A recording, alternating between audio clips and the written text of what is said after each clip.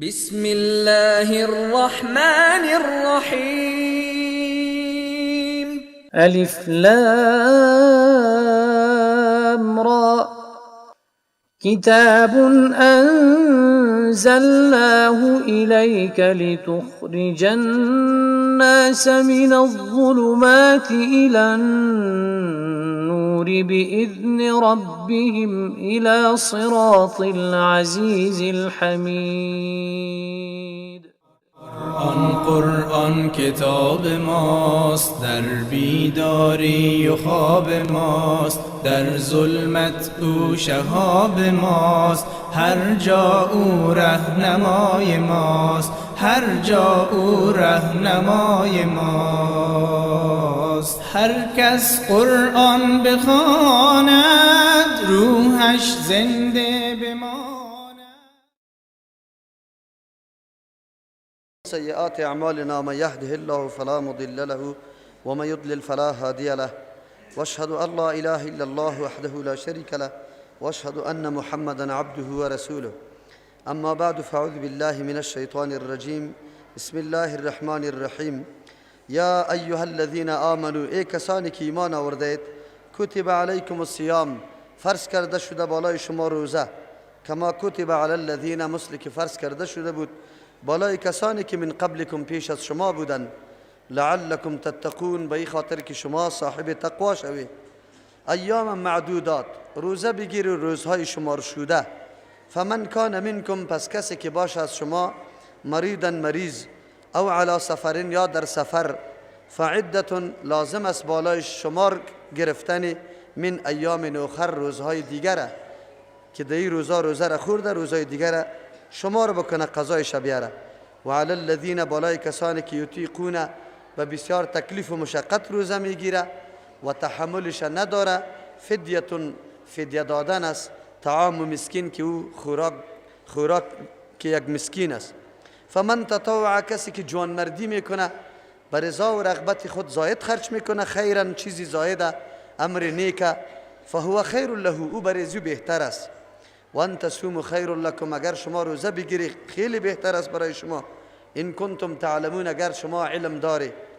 شهر رمضان الذی، ماه مبارک رمضان، او ماهی است، انزل فیه القرآن، که نازل کرده شده در او قرآن، هدی للناس، پروگرام جامع هدایت است، یا برنامه پورا و مکمل هدایت است، للناس، برای تمام بشریت، و بینات من الهدی، و دلایل واضح از هدایت است، والفرقان، دلایل واضح فرق آورنده در بین حق و باطل است.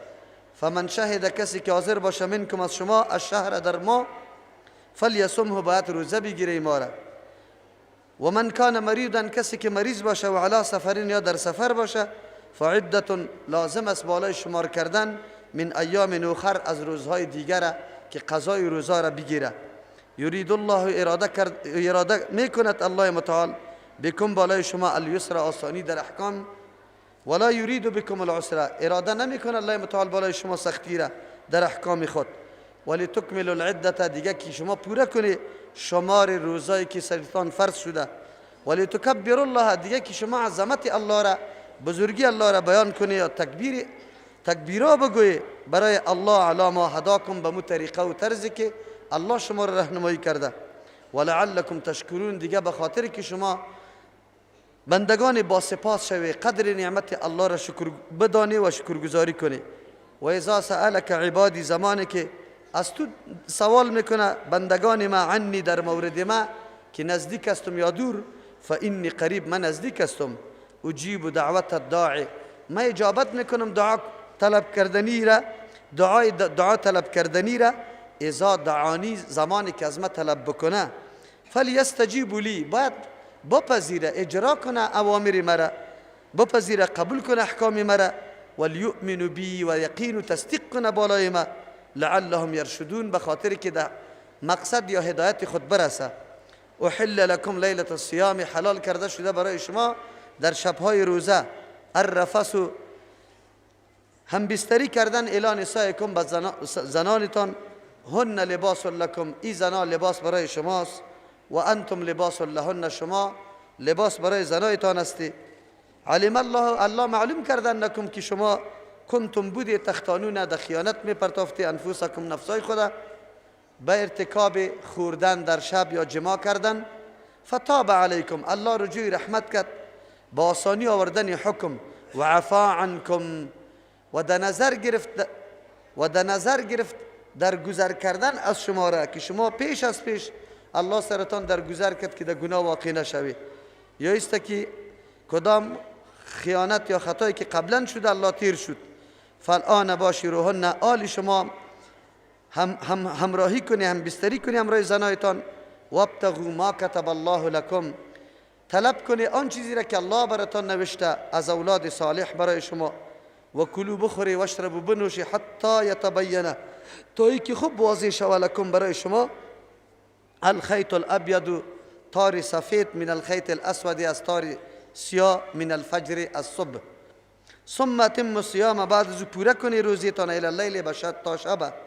ولا تباشروهن شما هم بستری نکنی امروز سیاسرایتان و انتم عاکفون فی المساجد در حالی که شما در مسجدها معتکف باشی. تلک حدود الله این چیزی که ذکر شد کلش حدبندی الله است، احکام اندازه شده یا چیزی را که الله منع کرده است.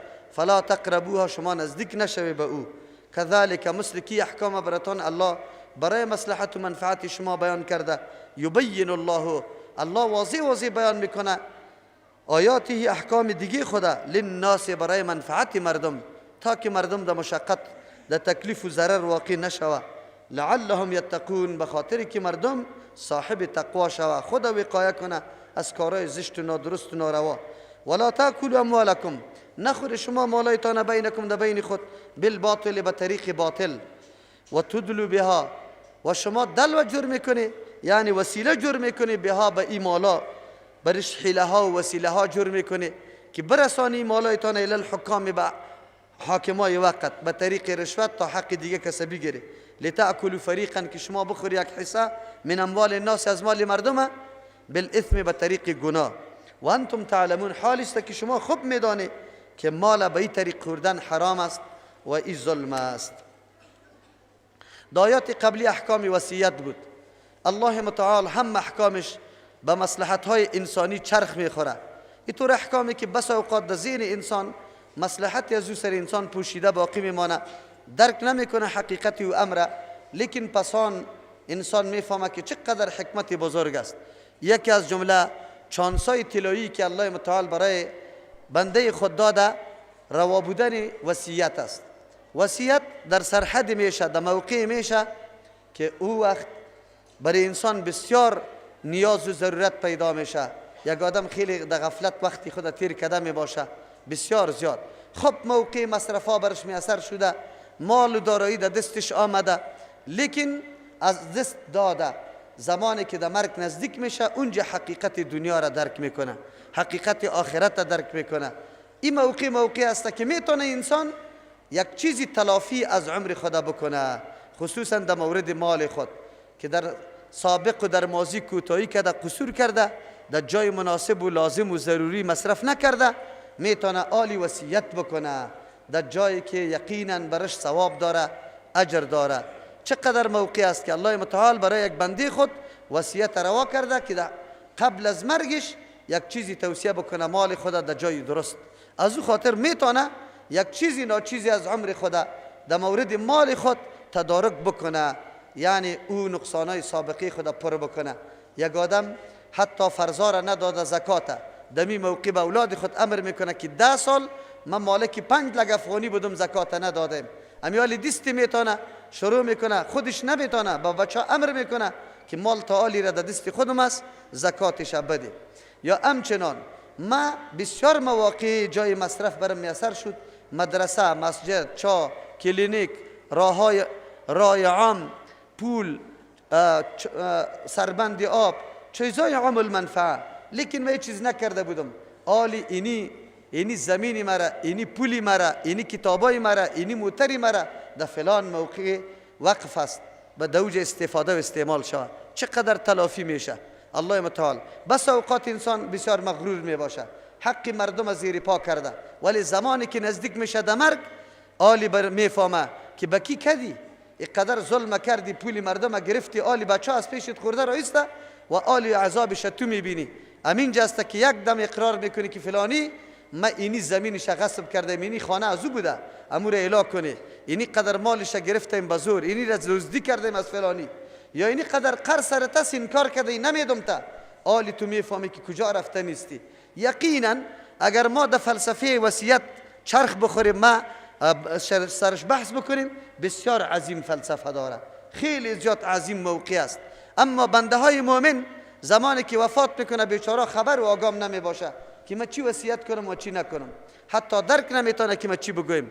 ما همون مسلمانایی هستیم که فقط و فقط همین نام ما مسلمان تیر شد خیر و خلاص در تذکیره اسلام نوشته شد، اما در احکام اسلام گاهی گوش فرا نماندیم که چی چیز برای ما ضرور است. باز الله متعال در حین وصیت شخص سومی که در اونجا وجود داره میبینه که وصیت ظالمانه میکنه، آلی سر اولاد قارش آمده، یک دم شروع میکنه به مردم، اینی به مردم بدی ایره نه نگذارشه. یک طرف محدودیت خود شریعت گذاشته، از سوم سه مال زیاد وصیت کردن نمیتونه، اگه وصیت هم بکنه کلی مال خدا، سوم سهش نافذ میشه، دوی سهش حقی ورثه است، ولو که کلی مال خدا وصیت کرده باشه. این محدودیت شریعت سرش گذاشته. دوم است بس اوقات وصیت میکنه، اما ایجا اقاربش، رشته دارایش، حق دارایش خیلی نیازمند است، بسیار برش ضرورت است. نفر سوم که در پالوی امیتور آدم قرار داره، باید آدمی مصلح، آدمی نیک، آدمی فامیده باشه که اونمو وصیت های از او را توجیه بکنه. ایرا در بدعت ها وصیت میکنه، برش بگوید این وصیت نکو، در امور خیر هیچ وصیت نمیکنه، برش توصیه کنه که وصیت کو. وصیت میکنه ظالمانه، این برش بگوید نی عادلانه بکو. اگر نیاز داره به وصیت، آلی اینجا ورثه نشسته است و زاید از سوم ایسا ای وصیت نمیتونه، نافذ نمیشه، امی آدمی نشسته ورثه را قناعت میده که امی آدم بسیار زحمت در مال کشیده، امروز نیازی خیلی مبرم داره، اگرچه از 1 لک افغانی 3 لک افغانی داره، 1 لک افغانی خود وصیت میکنه 2 لک نمیتونه، لیکن نیاز ازی را داره که باید 2 لک روپیه ازی در راه خیر مصرف شود، زحمت کشیده، شما اجازه کنه، ورثه اجازه کنه.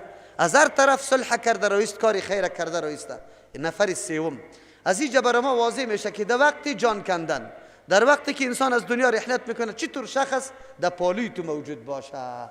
این بسیار اهمیت داره که در آخر عمر تو را وادار به اینطور یک سخن بکنه که سبب دخول جنت شود.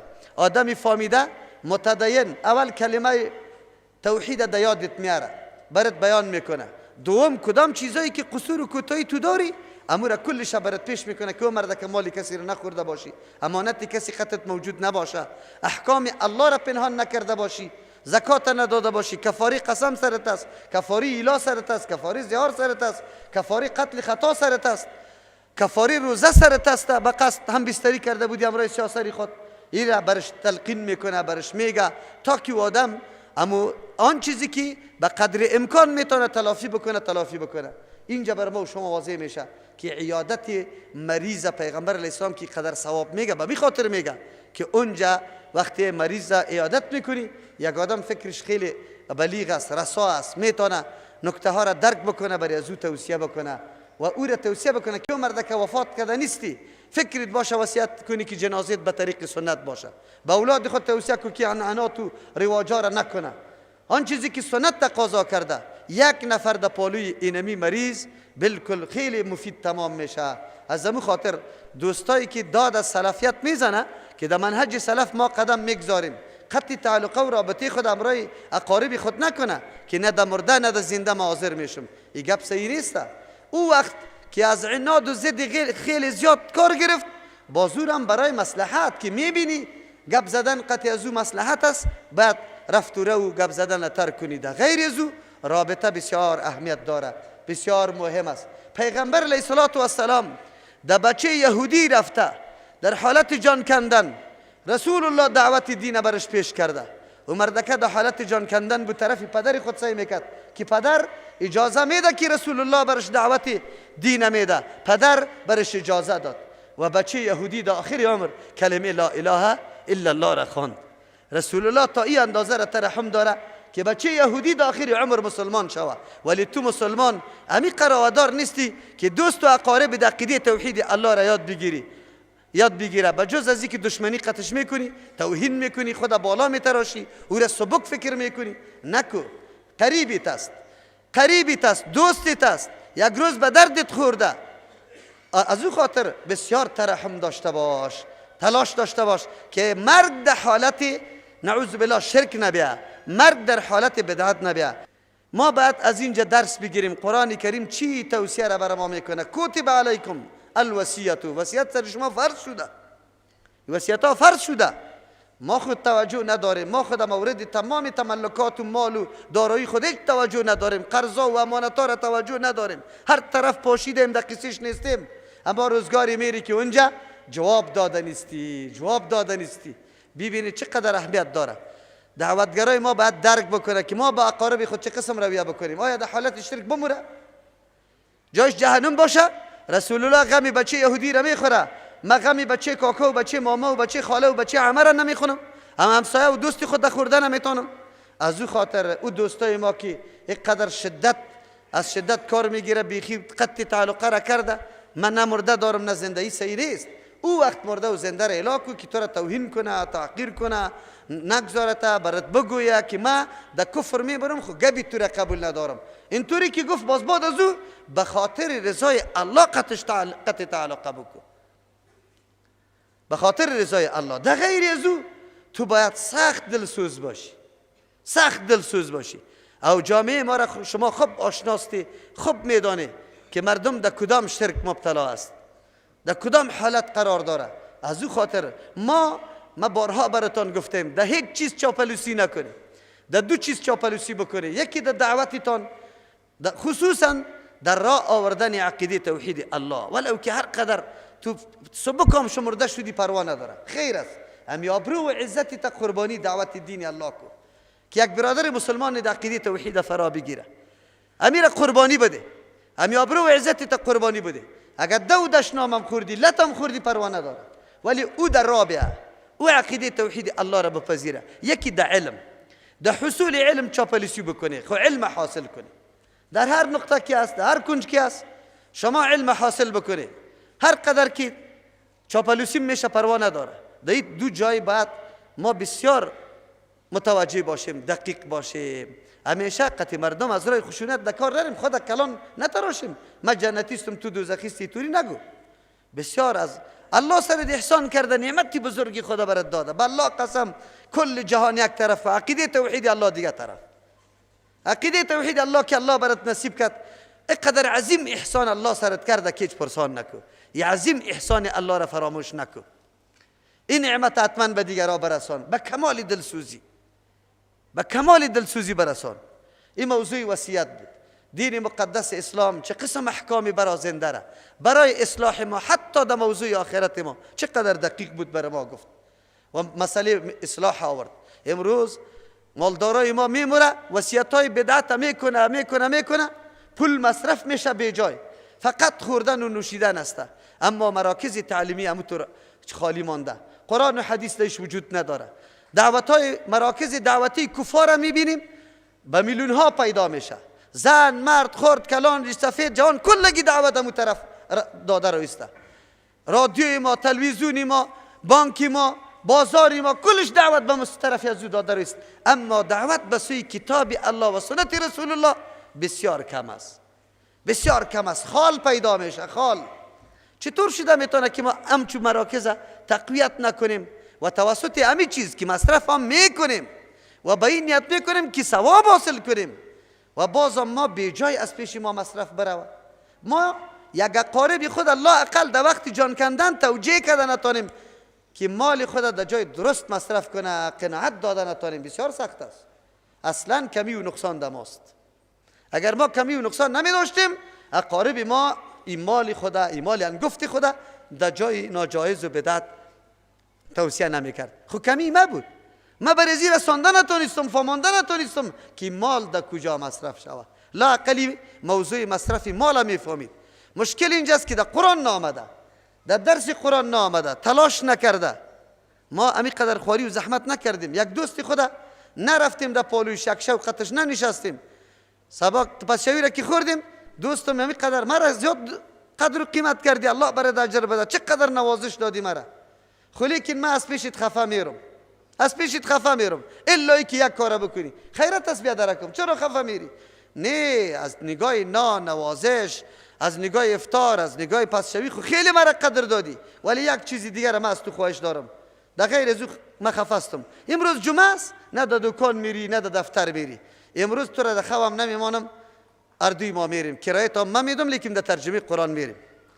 برای ترجمه قرآن یک دفعه بیارشه، خلاص یک مسئولیتی تا ادا بکن. بازو خود بیا ان شاء الله. الله در وجود هر کس، در وجود هر کس عقیده فطری توحید و یکتا پرستی را الله گذاشته. اینجا که کسی بیاید و نور توحیدش یک دم شعله‌ور میشه، روشن میشه، قرآن میشنوه، تقویت روح و توسط قرآن میشه، روشن خو روح قرآن میسازه. این کمال در ما نیست، این کمال در مجلسای ما نیست، کمال در کتاب الله هست. روح از پیش همین ماده پذیرش و عقیده یکتا پرستی در اشتهار موجود است. با مجرد شنیدن قرآن کریم و نور در حرکت میشه، خود به خود او را دیگه باز نمیگذاره که او آرام بشینه. او حتما تلاش میکنه که ما باید در ترجمه قرآن حاضر باشم. همین قدر کار ما بکنیم، همین قدر کار دعوت هر کدام ما میتونیم باید بکنیم. 3-4 روز باقی مانده، بخیر در روز دوشنبه ختم میکنیم ان شاء الله درسه دیگه. از او خاطر ما تلاش میکنیم در 4 روز شده میتونه اینطور کسایی را در 4 روز الله عقیده توحید و یکتا پرستی را نصیبش بکنه. از شرک برای، از بدعت برای، از شخصیت پرستی برای، از نعوذ بالله مخلوق پرستی برای به الله پرستی متوجه شوه. چقدر عظیم نعمت حاصل کردی در طول رمضان مبارک، چقدر کاروایی بزرگ کردی. و برادر مسلمانم و خواهر مسلمانم تلاش بکن این مورد. وصیت به می خاطر بود تلافی آن چیزی که در ماضی از پیشت نقصانا شده، قصور شده، در می موقع میتونی تو تدارک بکنی. زن پیچ سفید است، سالا هیچ کاری خیره نکرده، در ترجمه آمد فهمید که اوه من خوب پولا را دیگه جای داده رایی بودم و این مصرف دیگه جای باید باشه، مصرف دیگه جای باشه. خواهرای ما، برادرای ما زکات میده، لیکن قید میمانه مولوی صاحب قرآن کریم بخر از پولی زکات توزیع کو به مستحقش.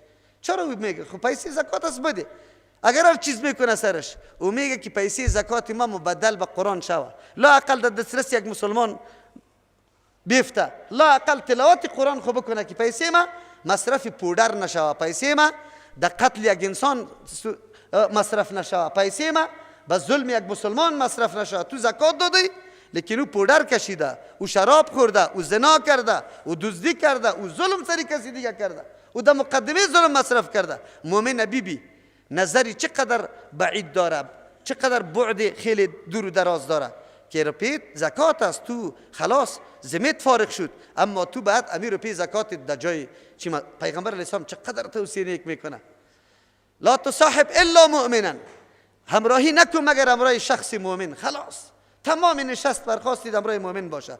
ولا یاکل طعامک الا تقی، نان تو را نخوره مگر کسی که متقی باشه و تقوا داشته باشه. لا اقل طرف بره دست بالا کنه بگویه که الله دوستای مرا ببخش، تو دوستش بودی، دعایش قبول میشه در حقت. ما در قصه از این نیستیم، میگه همینطور کار بکنیم. آلی موضوع روزه شروع میشه، مثل که حفاظت نفس در قصاص، قانون قصاص حفاظت نفس ما را کرده بود، در اینجا در وصیت حفاظت مال شد. در اینجا چی است؟ حفاظت نفس است. اینجا هم حفاظت نفس دو قسم بود، یکی که نفس خود در معرض قتل قرار ندی که کشته شوی، چرا اگر کسی را قتل کردی کشته میشی، قصاص میشی. از او خاطر تو قتل نکو که کشته نشوی، حفاظت نفسی تا بکو. بعد از اون مالی تا گفت که حفاظت بکو در وصیت، بی جای مصرف نکو، در هر کس نده، در جای مناسب.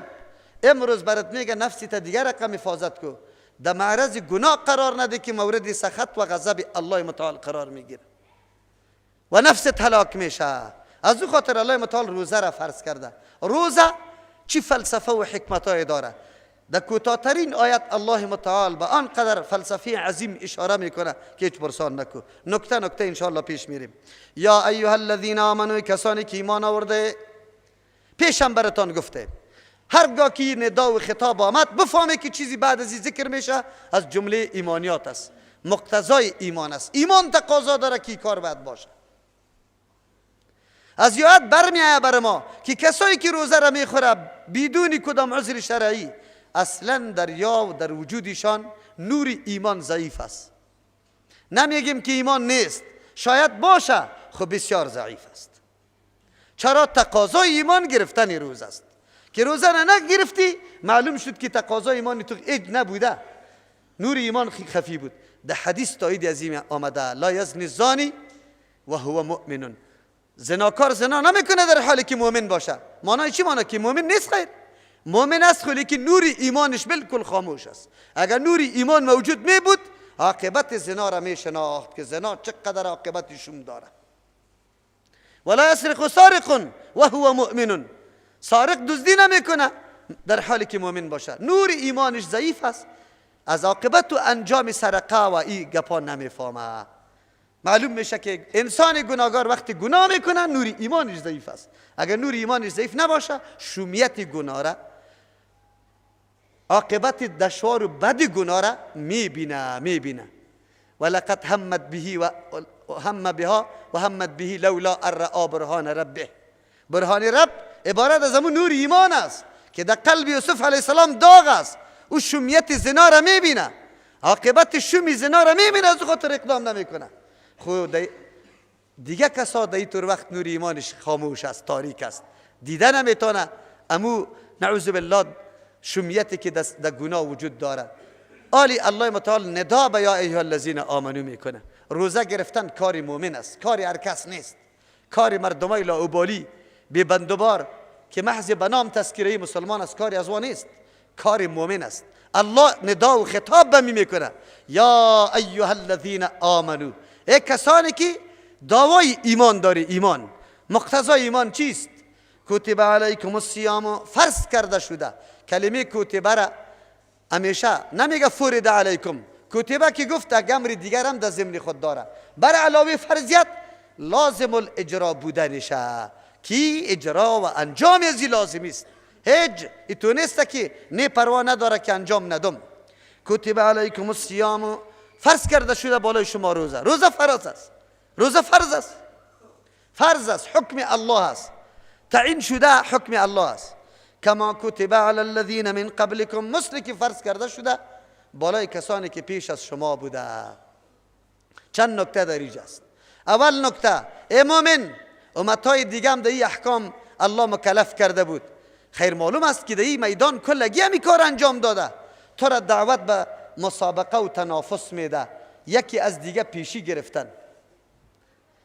اول نکته در این آیت امیسته که تو را دعوت میده به این که مسابقه بکو با امتهای دیگه. سری دیگه هم فرض شده اما تو پیشتاز باش، روزه تا خراب نکو. در روزه که کدام شرایط است او را مراعات بکو، کدام اخلاص ضروری است او را لحاظ بکو که روزه شود. روزه در تو تغییر بیاره، لعلکم تتقون، متقی جور کنه تا بنام نباشیم. امتهای سابقه که در بدر شده بنام در بدر شده. هر کس در دفتر حاضری یهود بود میگه این نجات یافته، نصارا بود میگه نجات یافته. امروز مسلمان هم همونطور است، در تذکیرش اسلام نوشته شده باشه نجات یافته. نه، اسلام تقاضای عمل داره، تقاضای حقیقت و واقعیت داره. شکلیات رسمیات تصویربرداری را که فقط شکل بدیم حقیقت چیزی نباشه، این را کار نداره. یک نکته، این امت باید پیشی بکنه در این میدان. امتهای دیگه هم روزه سرشان فرض است، این امت با امت در روزه ها چقدر فرق داره. یک مسئله. دوم، بند کردن آن چیزی که تعلق به شهوت داشته باشه که انسان قطعش خو و عادت گرفته. امر شاق است، امر سخت است، دشوار است، ترک ازی بسیار مشکل است. شراب که به مرحله حرام شده این به خاطر ازیست که تعلق به شهوت داره. هر چیزی که تعلق به شهوت داشته باشه ترک ازو، خصوصا که عادت شده باشی، بسیار مشکل است. نسواری خود زود ترک کرده نمیتونه. ملاها بگیره توحید الله را هم مثل شراب باره حکمش مقرر کرده. میگه آیسته آیسته به حکمت ما میگیم. او مرد که رسول الله که آمد، هر پیغمبر که آمده اولین آوازش برای اومد ان اعبدوا الله واجتنبوا الطاغوت. عبادت الله را بکنه، از طاغوت اجتناب بکنه. این آواز، این اعلان یک ثانیه هم تاخیر نکرده که با مجرد پیغمبر شده و مخاطبین موجود است. انبیاء علیهم السلام ولقد بعثنا فی کل امة رسولا ان اعبدوا الله واجتنبوا الطاغوت.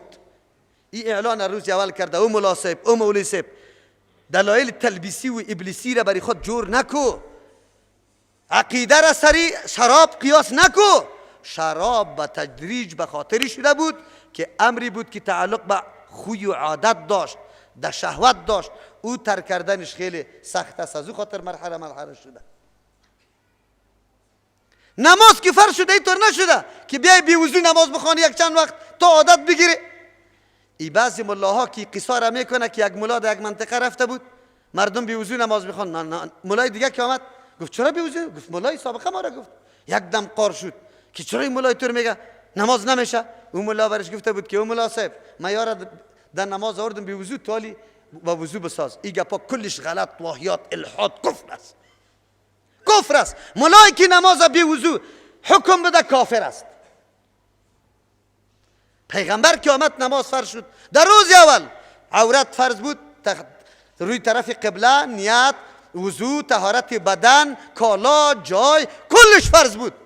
کلش فرض بود. قرائت فرض بود. هیچ کدامش نبود که فرض نباشه. این کدام لعنتی که اینطور گپا میزنه که تدریج دیتور احکام آمده؟ کجا آمده؟ میگیره به مردم عوام و به مردم دینگریز دستاویز داده را ایستاد. کلی مردم کسی که دعوت حق میکنه مرا به هزارها نفر همین ملا مرا میگه یک کمی به حکمت چی را میگی تو؟ حکمت خود کتاب الله و سنت رسول الله است. ادعو الی سبیل ربک بالحکمت. توسط قرآن و حدیث مردم دعوت بده. حکمت تو چی را میگی؟ 20 سال میشه در این مسجد امام هستی، تالی عقیده توحید الله را بیان نکردی. مقتدی که تکبیر الهی تا گفته در وقت جان کندن یا پیر صاحب یا پیران پیر صاحب صدا کرده، تو ملا در روز قیامت جواب میدی.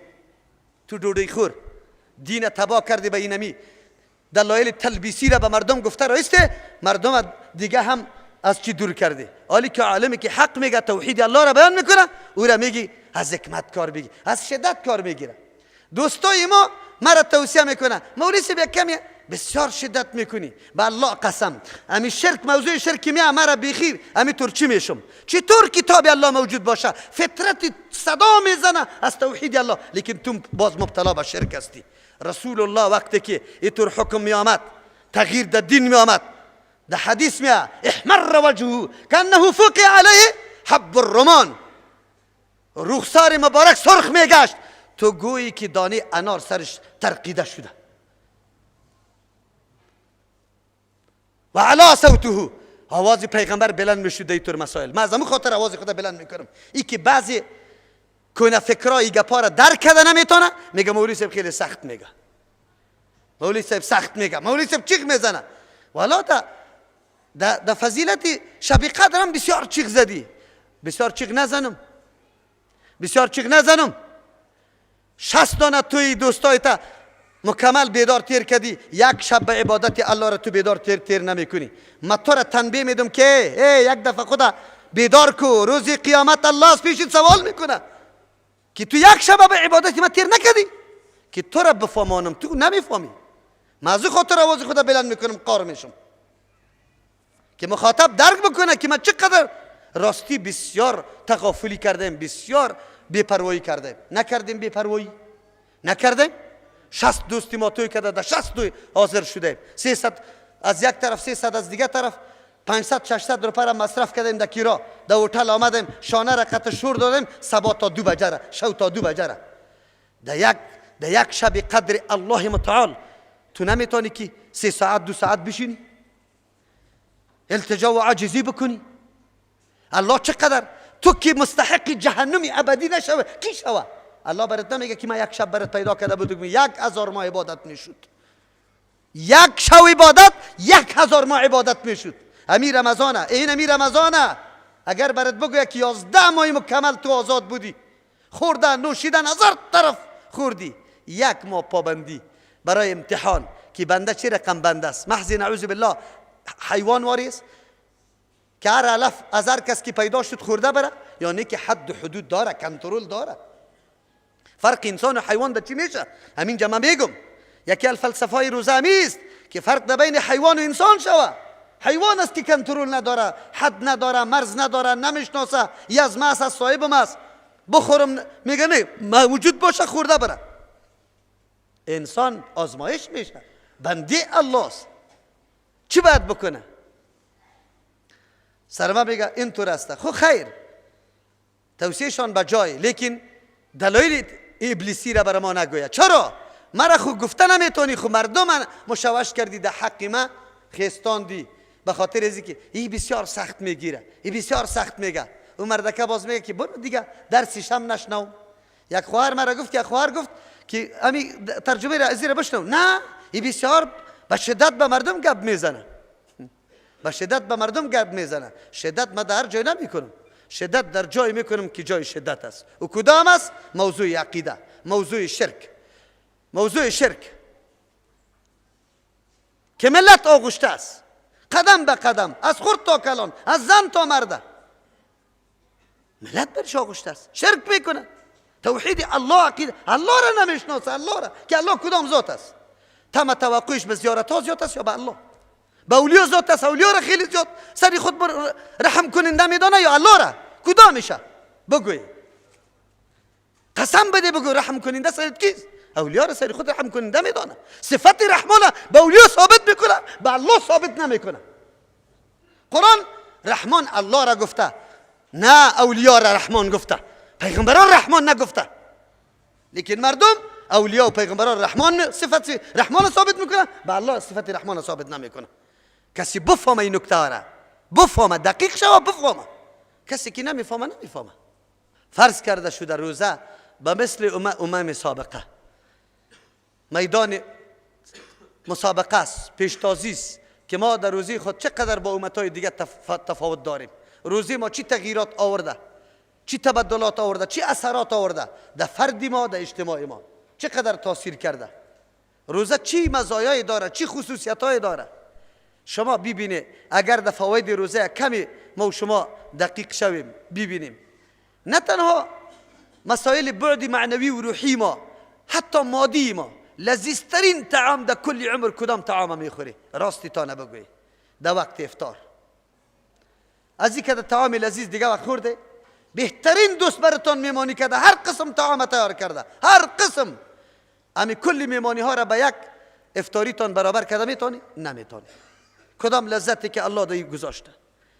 تنها یک فایده مادی از زیره که ما نظر بگیریم دیگه. خو الله متعال که در این کدام چی را آورده. اول نکته علی الذین من قبلکم ای بود. دوم نکته این امر شاق بود، امری بود که تعلق به شهوت داشت، ترک کردن از این بسیار سخت است. از او خاطر الله متعال میفرماید تنها تو نیستی، امتها در این امتحان آمده، تو هم در این امتحان آمده ای. ببین که حال امتحان داده میتونی یا نه. الله ضرورت داره برای ما که روزه بگیریم. چی نیاز داره؟ خو همین قدر ماها را خوردیم حالی هم بخوریم کما فی السابق. لعلکم تتقون، کلام الله جامع می باشه، به نکات متنوع و مختلف اشاره میکنه. یک نقطه لیکن در حقیقت جمع کننده کل نکات و خصوصیت ها و فضایل است. لعلکم تتقون، به خاطر که شما تقوا دار جور شوی، صفت تقوا در شما پیدا شوه، صفت تقوا پیدا شوه. قرآن براتون میگه یکی از اسباب و وسایل تقوا پیدا شدن روزه است. چرا روزه وسیله تقوا است؟ سرچشمه تمام بدبختی ها و گناه ها تابعداری شهوت است، تابعداری خواهش نفس است. اگر زنا میکنی خواهش نفس است، دزدی میکنی مال در دست میاری مفت، خواهش نفس است. اگر قسم ناحق میگوری سر مال که فایده را بکنی، چی است؟ خواهش نفس است. اگر غش میکنی مال یک رقم مال پیش میکنی دیگر را میفروشی به خاطر از اینکه مال اضافه شد. تجاوز میکنی، اگر یک آدم بسیار سبک میشماری لط میکنی، خواهش نفس است. غرور برات پیدا شده. چیزی گناه را که شما پیدا کنی این خواهش نفس است. خود توسط روزه این نفس و این شهوت مکمل میده میشه، سرکوب میشه، سرکوب.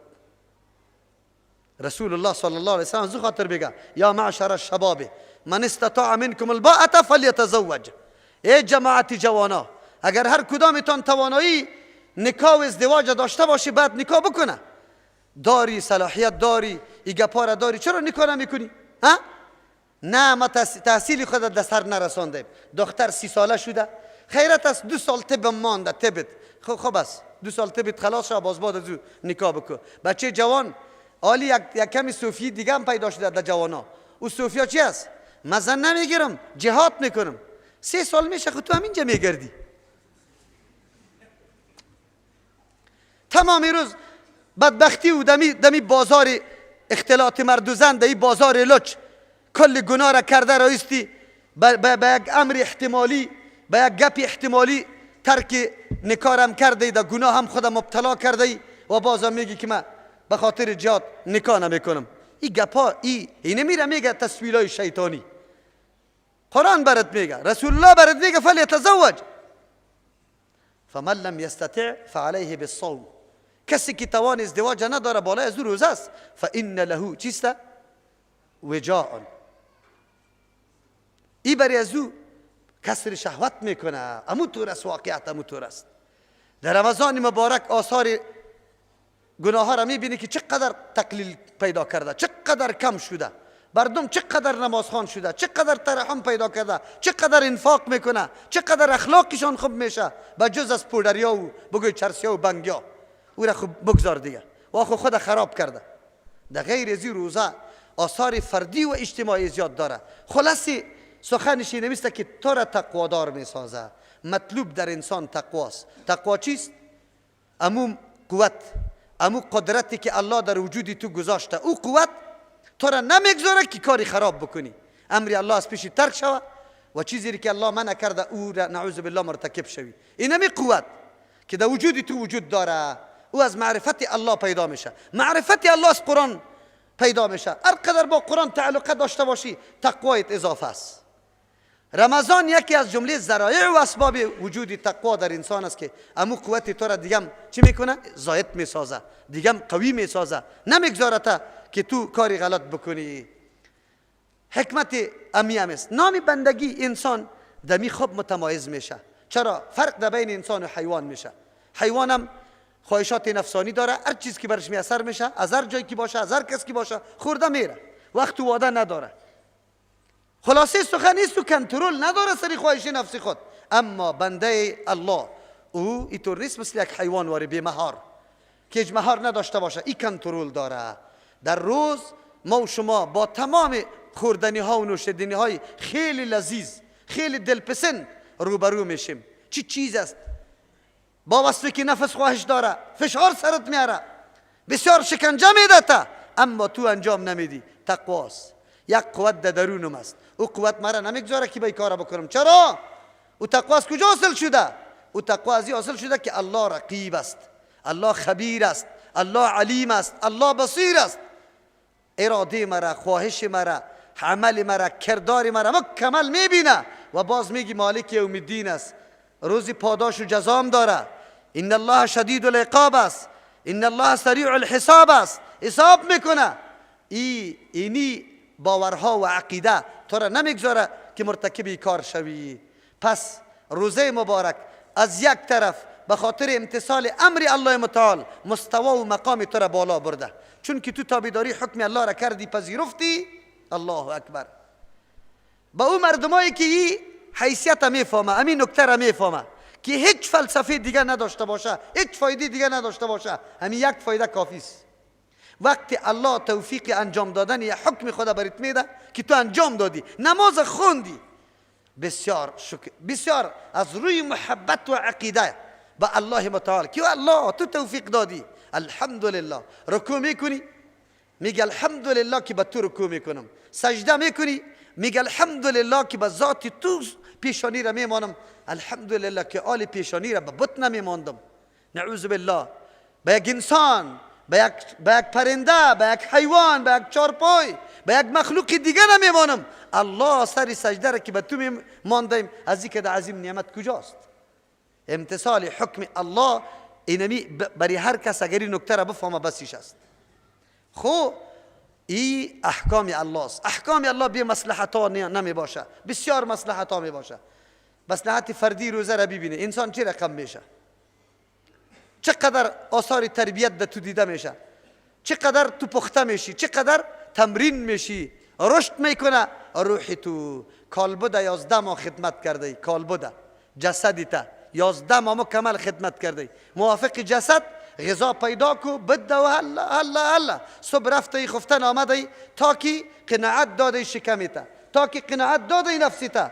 بیا می یک ماه روحی تم تمرین کو، روحی تم رشد بده، روحی تم تربیه کو توسط غذایی که از عالم بالاست. روح از عالم بالا، غذام از عالم بالا که قرآن کریم است و آل تو توسط روزه او را تقویت بده، تقویت بده. آثار اجتماعی شبیبی وقتی گرسنگی در سر یک میوه تیر میشی بسیار میلی قلبت میآید، مرغوب می باشه، پسند می باشه. لیکن چی چیز است که تو آلی همون میوه را خورده نمیتانی؟ به خاطر ازی که روزه استی. بعد در دلت بگرده که مواری فقیرم سر همین میوه در موقع تیر میشه که برش بالکل خوردن و خریدن جایز است. خریدن خالی برای تو هم جایز است، خو خوردن برات ناجایز است. خو فقیر که تیر میشه در او وقت خوردن هم برش جایز است، اما گرفتن نمیتونه. قلبش همونطور معلق در او میوه به او چیز باقی میمانه. چرا؟ پولش نداره که بپردازه. آلی بعد از دل فقیرم خبر شوی، بدانی که او کسایی که نداره در بسیار چیزا میل و رغبتش پیدا میشه اما نداره. چی باید بکنم؟ الله متعال سر ما ارزانی کرده، دسترخوان نعمت خود سر ما فراخ کرده. ما باید چی بکنم؟ لااقل یک فقیر در پالویم، اگر 20 اولاد دارم یک فقیر داده 21 جور نمیتونم، یک فقیر 21 جور نمیتونم. این آثار اجتماعی میگه. ترحم و شفقت در قلب تو پیدا میشه. یک رنگی مسلمان ها، اتحاد و هماهنگی مسلمان ها کلگی فرمان یک ندای ملکوتی است، یک ندای ملکوتی است. هیچ کس خرما داده است، آب داده است، شربت داده است، منتظر الا آذان داده شد الله اکبر با یک ندا و آواز ملکوتی الله اکبر، الله بزرگ است. روزه را افطار بکنی. این دلیل بالای هماهنگی و وحدت امت است، وحدت دین است، وحدت نظام الله متعال است. دو، سوم اثر اجتماعی روزه. اثر اجتماعی روزه چی است؟ در اجتماع ما همگی را میبینیم یکسان قطی خود، مفت گپ نیست.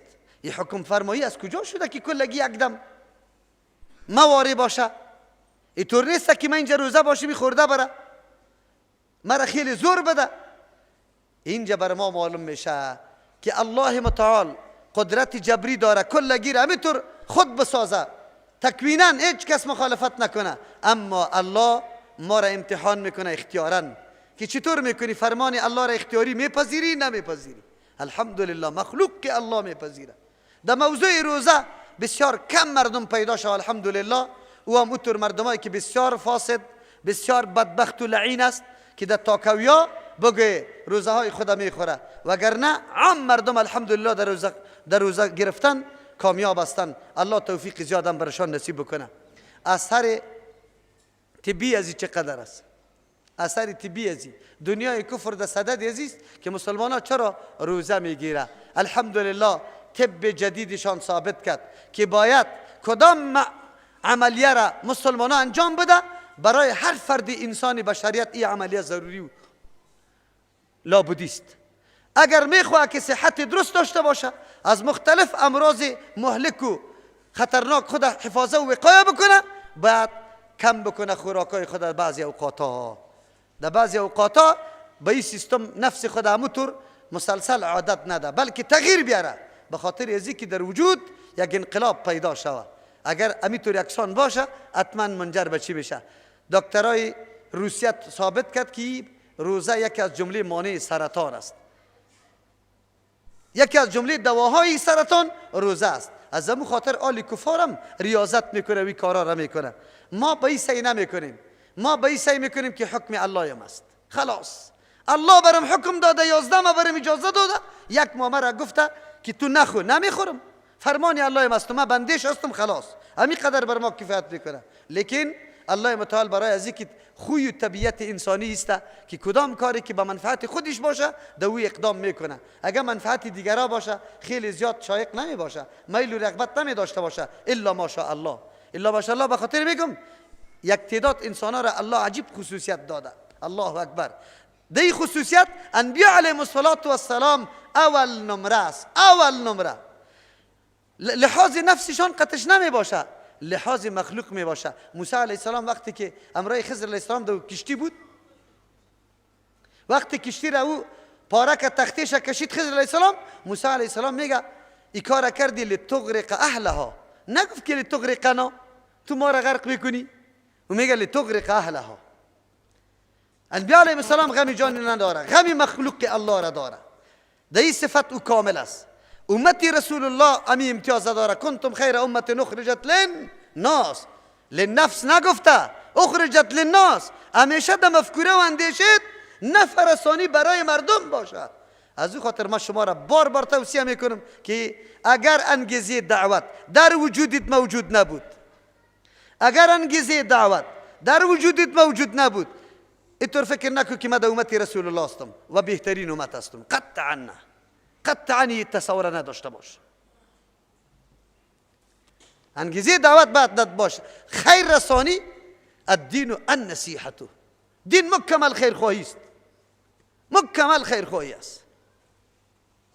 از او خاطر چون طبیعت انسان مفاد خودش باشه، الله متعال گفت لعلکم تتقون، به خاطری که شما تقوادار جور شوید. تتقون گفت شما تقوادار جور شوید درجه به درجه، از روز اول تا وقتی که آخر میشه رمضان مبارک، خصوصا 10 شب اخیر میاد مردم میبینی الحمدلله، ولی در جایی که شب قدرش میشناسه، در جایی که طریقی سنت معلوم است، ختماش میشه در عام مسجد ها میشه 3 شو 4 شو 5 شو، حال مقالک می باشه برای چند روز، بس قراری خاموشی میشه. بازو مسجد ها را نمیبینی که اونجا کسی اعتکاف ششته باشه، اونجا کسی قیام اللیل کنه، اونجا کسی دعا بکنه، اونجا کسی تلاوت بکنه، اونجا کسی گریان بکنه. آرام است. دمو وقتایی که ختم داشتن او وقتا دیگه غال مغال شور ماشور در مسجدهایش بود، در لاسپیکرها فقط 3 4 5 شو شد، عالی خلاص است. چرا؟ به خاطری که علم تر کیف فعل ربک باصحاب الفیل، فقط در چند دقیقه خلاص میکنه و میروان قرا خواب هستن. دل سری ملت بسوزانه و ملت و مردم سری مردم بسیار دلتان درد بکنه، بسیار دلتان درد بکنه.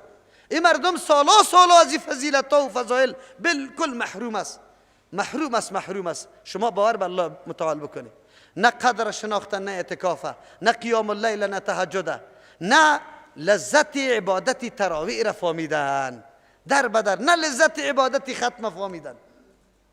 خلاص تشکیلات از تشکیلات، قاری اجرتی را آورد زود اینجا چی میکنه؟ در آخرام باز اینجا چیسته؟ میوه خوری در مسجد ها شروع میشه، پلو باتک میشه، شیرینک باتک میشه. بسیار خوش هستن که ختم کردیم. او ختمم چی رقمی کرده که کل عمر خو بیرون در صفا قرا خو کرده، مولا امام که در کو رسیده دویده پشت سرش اقتدا کرده. این ملت اینمی قدر ظلم سرش شده. این حال شما اندازه بکنی، خودت اندازه کو که می روی در مسجد با کدام نیت در عبادت میشینی و چه قسم گریان میکنی، از الله رحمتش تقاضا میکنی، توبه میکنی. برادر مسلمان دیگه که همسایت است او را هم در نظر بگی. لا یؤمن احدکم حتی یحب لاخیه ما یحب لنفسه. چیزی که به خود میپسندی به برادر مسلمان. ما امی قدر چی فریاد که میزنم به می خاطر میزنم که ملت مظلوم است، بیچاره. دین دوست داره، بسیار محبت با دین داره، ولی محبت دین خلاصه در پیرپرستی و قبرپرستی کرده. محبت دین خلاصه در بدعت ها کرده. محبت دین در خلاصه در 4 مولای نافام کرده. خیر و خلاص. قرآن و حدیث در دسترس قرار نداره. مردما جوانا کتاب مطالعه میکنه، با زنگ میزنه موریس. یک نفر دو روز پیش زنگ زد، موریس من کتاب خواندم از شیخ البانی صاحب از روش نماز، اونجا یک چیزی رفع الیدین بود. این رفع الیدین چی معنا داره؟ ما گفتم کجا زندگی میکنی؟ گفت در سمنگان. او در سمنگان هستی، خیر است انشالله کدام وقت برابر بشه. خیر در موبایل برش تشریح کردم. سایکو میگه در حدیث آمد عملی پیغمبر علیه السلام است. گفتم بله. گفت ما خیلی نمیکنیم. من خیر است، بسیار کاراست که شما نمیکنی. باز انشالله الله شما را آگاه میکنه. بیا یک دفعه کابل بیا، باز میمری کارتا الحمدلله عالی هر جای توزیع شده. من گفتم اونجا کسی را پیدا کو، پیدا میشه یک میمری کارت برات میرسه انشالله عالی. ببینی این ملت تشنه است، پشت دین میگرده، لیکن علمای ما صد را واقع شده. نه به مذهب در جنت رفته نمیتونه. مرد به مذهب جنت رفته نمیتونه. هر چی که میکنی دنبال ما بیا. دنبال ما که آمدی تراویح را طوری بخوان که ما شروع کردم نه سبحان را خوانده میتونی، نه سبحان ربی العظیم پورا میتونی، نه سبحان ربی الاعلی را پورا میتونی. فاتحه را خو بیا زو نمیخوانی، او را خو براتون معاف کرده. از وا میشه. پیغمبر میگه لا صلاه الا بفاتحه الکتاب، و میگه نمیشه. قطعی پیغمبر مقابله داره. خو بعد از او باز در دعاها خو یک کیشم از پیش چی نمیشه. او مولا صاحب ما تحیات خلاص نتونستم. پروا نداره بیا. پروا نداره بیا. کجا میبرته؟ فور دهم النار، دا آتش داخل میکنه تا خلاص. چرا کی خود دین نیست. بالله قسم اگر دین باشه، بالله قسم اگر می روشی که یاد تراویح نماز میخونه اگر دین باشه یا نماز باشه. برای من یک مدرک از رسول الله پیدا کنه. چرا نماز وقت میشه که عمل پیغمبر باشه به می سیستم، که تو هیچ تسبیحات هم نخوان، استفتار هم نخوان، درودار هم نخوان، دعاها را نخوان، لیکن این نماز باشه. این نماز گفته شود. کدام نماز است رسول الله یک دفعه یا صحابیش یا تابعیش یا تابعیش هم رقم خوانده باشه؟ پیش کنه یک مورد نه. خب ملت است بیچاره، عوام است بیچاره، وضو کرده، خانه خود اعلا کرده، دکان خود اعلا کرده، خدا بیخو کرده، برای تراویح و ثواب وصول ثواب آمده، اما چیزی وجود نداره. لعلکم تتقون، به خاطری که شما تقوادار جور شوی. آلیش شما ترازو براتون گذاشته شد. رمضان مبارک اینمی برای ما و شما میدان تجارت بود. سرمایه اینمی بود که الله برای ما داده بود. اختیارات چه قسم از رمضان کار گرفتیم، نمازها را چقدر تکمیل کردیم، قیام اللیل کردیم نکردیم، افطار صائم به کسی برابر کردیم یا نه، قطع اولاد و چیست خانه خود اخلاق و روش درست پیش بردیم. همسایه از پیش ما آگاه شد که بله من روزه دار هستم، یک قوطی خرما را برش روان کردیم که او آگاه شده بله روزه دار هستم. دروغ نگفتی، از انصاف کار گرفتی در معاملات، یعنی که گفتی نه آلی دیگه رمضان نزدیک شده آرده 200 روپه بالا کردی، روغن 200 روپه بالا کردی، خودی داورده به قیمت کم اینجا بالا کردی، در بازاری نمی رقم است دیگه. بوجی را که آوردی باز به مو قیمت هم فایده تبیگی، لیکن این بوجی را خود سابق آوردی، این را خود تو انصاف بکو. نه اوطور نکردیم. اینی رمضان بود لعلکم تتقون، ترازویش از خودت طول کنی که تقوا حاصل شده یا نه، تغییر در ما آمده یا نه. اگر رمضان ما برای ما این تقوا را حاصل کرده باشه روزه است، باز بگو که بالکل قبول شده است. اگر نه که رمضان هیچ تفاوتی برام نآورده، بلکه مرا هم دیگه وادار به این ساخته که نماز نمیخوانم. در این روزا سودا خیلی زیاد میشه. در بازارا بری با جز از اذیت و آزار دیگه چیز نیست. دریور آزار، موتر آزار، ترافیک آزار، کراچی آزار. مردم هیچ احساس نداره که این شاراست، این سرک است، این حق موتر است. کراچیوان میره او را بند میکنه. کراچیوان تو روزه را برای چی میگیری؟ موتروالا میره او سرک بند کرده، موتری خود غلط استفاده کرده، اذیت دادی مردم، آزار دادی مردم. روزه چی درس برات داده بود؟ شما باور به الله بکنید امروز که در بازار بری با جز از آزار و اذیت دیگه چیزا نمیبینی، با جز از آزار و اذیت. از همون خاطر ما گفته بودم که در 10 شب پیش در وقت سودایتان را پوره کنید، در این روزا در بازارا نروید. چرا این موقع عبادت الله است، سوال و طاعت الله است، در یاد نروید. لیکن امروز که بری زناست که منډی پور است، از کجا میاد؟ چی میخره؟ این کالا آلی خود امی کالای بدبخت خود تنها منډی نمانده. آلی خود دمی هر کوچه یک مارکتی بگوی فحاشی را خود جور کرده. این را مارکت های فحاشی من میگم، مارکت های سودا نیست. اونجا خود غیر از فحاشی دیگه کار نمیشه. آلی خود هر کوچه است. چی ضرور است که این بین بازار زنا بری که راه نداری از زنا چی میکنی؟ پشت چی رفته؟ یک دانه بگوی 4 متر رخت ده اونجا رفته. او برادر اینجا هم پیدا میشه. یک روزیت مکمل ضایع میشه. خیر است 20 روپه قیمت بگی همینجا بگی. نه اوطور نیست. چرا؟ علت چیست؟ قدری روزه را نمیدانیم. اهمیت روزه را نمیدانیم، اهمیت موسم و وقت را نمیدانیم که کدام وقت است. خب روزه امر شاق بود، چند ترغیب برای ما داده شد. امتهای سابقه ای را گرفته یکی. دوم فایدهش به خودتان متوجه میشه لعلکم تتقون، دو فایده به خاطر که حکم سر ما آسان بیا. سوم ایام معدودات، چند روزی شمار شده است، سری تو خود دایم نیست که تو بترسی و بگویی که والا این روزه را چی رقم بگیرم. یک تعداد نعوذ بالله منافقت صفتا آنقدر وارخطا می باشه که الا گرمیسته که الا روزه آمد. نه، گرمی هم بود فهمیده که روزه چی رقم تیر میشه. کسی که ایمانی قوی داشته باشه، محبت با امر الله داشته باشه، یکی اون مردمی است که هم و غمش فقط نفس است، نفس و خامخور یک کمی زیر شکنجه میه. ایام معدودات، روزای شمار شده است. چند است؟ ماه است. ماه گاهی 30 میه، گاهی 29 میه. در بعضی اوقات افواهات مردم است، حالی هم اینطور میگه یک روز خورده شده. شما باور به الله بکنید جهالت در حدی است. ملا تراویح خونده، اون ملا تو تراویح از کدام رو خواندی؟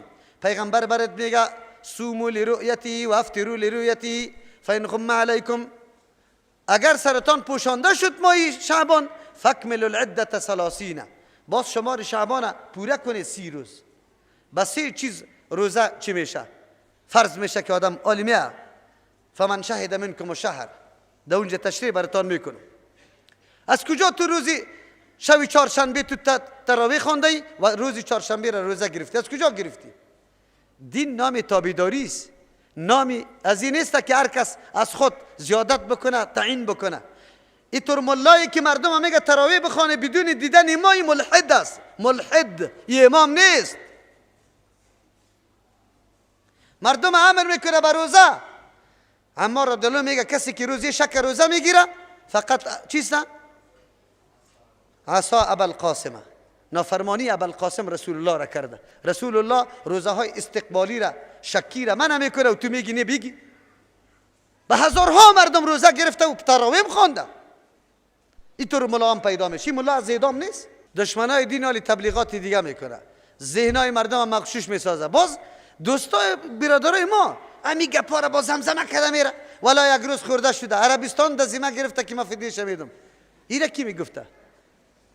عربستان چیزی مواری بکنه. تعداد مسلمانان را کلگی مسلمانان را او عربستان از چی؟ عربستان تو را گفته بود که این ترکیه اینطور نکو. افواهات او مردم ما است. ما گاهی 29 گاهی 30 خلاص. باز کسایی که 30 گرفته خلاف میزنه که ما پوره شد، از ما پوره شد. تو نافرمانی الله را کرده ای، امی قدر که ثواب برده امی قدر نافرمانی الله را کردی. حکم رسول الله را زیر پا کردی، قدر رسول الله را نکردی، فرمان رسول الله را توهین کرده ای، تحقیر کرده ای، برش اعتنا نکرده ای. رسول الله تو را امر میکنه که با دیدن ما بگی یا ما را ببی یا 2 نفر شاهد تیر شو که دیدم، یا است که شعبان 30 روز تکمیل شو. 3 راه داری. تو به کدام وجه تو گرفتی؟ دیگه ملحدش پیدا میشه میگه در جنتری هم از کیست؟ بگوی جنتری هم از سازمان چی؟ حقوقی بشر.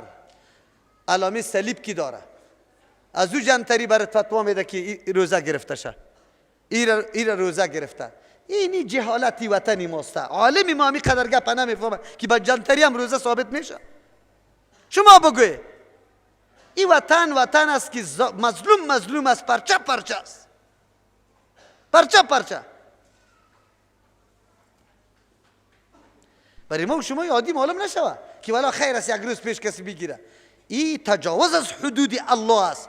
تلک حدود الله، این حدود الله است. حدود الله را مراعات کو. برات میگه بگیر که میگه نگیر. روزه بگیر. برات میگه روزه بخو. دین است. اینی را دین میگه. حق جنگی نیست، نفس پرستی و خواهش پرستی نیست. ولیکن ببینیم که در کدام سرحد رسیده. نفر آمد برای ما میگه مولوی ما خود چهارشنبه هم روزه گرفتیم، هم تراویح خواندیم. من چرا؟ گفت ملا صاحب گفت. خود چرا؟ ملا صاحب گفت که در جنتری روزه است. من برش گفتم اول جریمه خودی تستی. در این گناه شما هم داخل هستی، شما عواما. غیر دشمن به عالم قرآن و حدیث شما عواما. اینمی تر ملاهایی که نعوذ بالله کل دین سرطان خراب کنه، اینمی تر ملا و شما امیر دوست داری. همو دیگه مشلغم، همو دیگه مشلغم است. راست میگه. ایام معدودات، روزای شمار شده است. اشاره میکنه که روزای کم است، آسان است. اینطور فکر نکنه که سر ما چطور سخت میشه. آن چیزی را که نفس ما خواهش داره با زور مدت طولانی روز، خصوصا در روزای دراز، خصوصا در گرمی که مشقت و سختی زیاد باشه، الله متعال میگه نه، یا کمتر است دیگه هم نفسی تا آسانی برات بیان میکنه. چهارم گپش، فمن کان منکم مریضا، بله کسی که باشه از شما مریض، اطور مریضی که توانی گرفتن روزه را نداره، او علی سفر، یا سوار بالای سفر باشه، فعدت لازم است بالای شمار کردن من ایام اخر، از روزهای دیگه آینده. آلی نگیره روزه را، آینده روزه را بگیره به هر قدر روزایی که خورده در سفر یا در مریضی. اول مسئله مریض است. قرآن میگه یا مریض باشه، این تعلق به خود شخص انسان داره. خود انسان میفهمه که آیا من روزه را گرفته میتونم یا نمیتونم. یکی تکلیف دیدن در روزه است. مطلقی تکلیف دیدن در روزه ای روا نمیکنه روزه خوردن. یک آدم میگه نه من تکلیف میبینم، کلگی تکلیف میبینه. آدمی جورم تکلیف میبینه، اما مریض و جور فرق میکنه.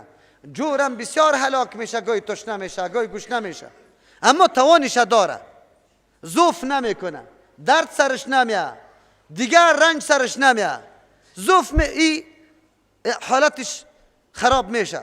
لیکن مریض اوست که او درد سرش میآید، مثل که دندان سر درد میشه. اینی مریض میگه که الله میگه که توان نداره، مریض است، الله برش اجازه کده خوردن. او مریضا اینی که مردم ها عذر بهانه میگیره، مولی صاحب من تکلیف معده دارم. اینطور مردم ها در کجا آزمایش میشه؟ دکاندار است، این ریشم گذاشته، مولی صاحب من تکلیف معده دارم. خیلی خوب، وقتی که گاهی شروع میشه خرید دمی رمضان مبارک، دمی رمضان مبارک یا در غیر رمضان مبارک، کی را سودا بده، کی لیسکو کی سودا بده، نان دیگش چی وقت پخته شده، او را خو نه نمیخوره، دیگر میشه. دیگر بازی جایی مردکه نه تکلیف معده داره، سودا شده میره، نه سودا شده میره، نه تکلیف معده داره نه زخم معده داره. اگر دریور سواری را پر کرده میره تکلیف معده نداره. مامور صاحب در دفتر، رئیس صاحب که برش میگه صاحب اینجا تکلیف معده نداره. خود در روزه قیامت میگه تکلیف معده دارم. او جناب محترم از ما فتوا میگیری، از الله چطور میکنی؟ فتوای ما برای تو روا میکنه چی؟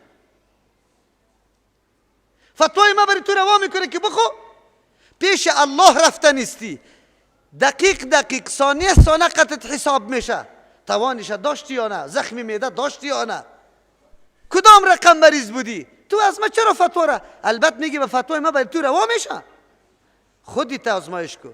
قرآن اینجا نگفته او کان مریضا و یرجع الی عند علمائهم، مریض باشه به نزد علمایشان مراجعه کنه و یفتی العلماء، علما فتوا بده. اینطوری نگفته. فمن کان منکم مریضا، از شما مریض باشه، مریض خودش میفهمه توان دارم ندارم. او علی سفر، یا در سفر باشه. علا برای استعلام، یعنی در سفر سوار باشی، سفر در پیشت باشه. یکی از برادرای ما اینطوری برادرها علی زیاد پیدا شده. یک دانه آیت قرآن کریم از تفسیر فارسی میگیره، سری از او دیگه حکم مرتب میکنه، دیگه احکام خو خیره می کفر خیلی زیاد در مردم نسبت کده رویسته. این کافر است و من لم یحکم بما انزل الله فاولئک هم الکافرون. این مرتد است، طاغوت هم تالی را نمیشناسی، نافرمانی طاغوت هم نمیشناسی، حکم هم تعریف کده نمیتونی که با من لم یحکم بما انزل الله چی مطلبش است، ما انزل الله را هم نمیشناسی، فتوا داده رویستی مردم کلش کافر و مرتد کشیدی. او مردک نکو، اینطور کار نکو. یکی دیگه آمده بود برای من گفت من خود تسرای شمالی که رفتم از مکرویان نماز خود قصر کردم. من گفتم چرا؟ گفت خلاص دیگه سفر بود.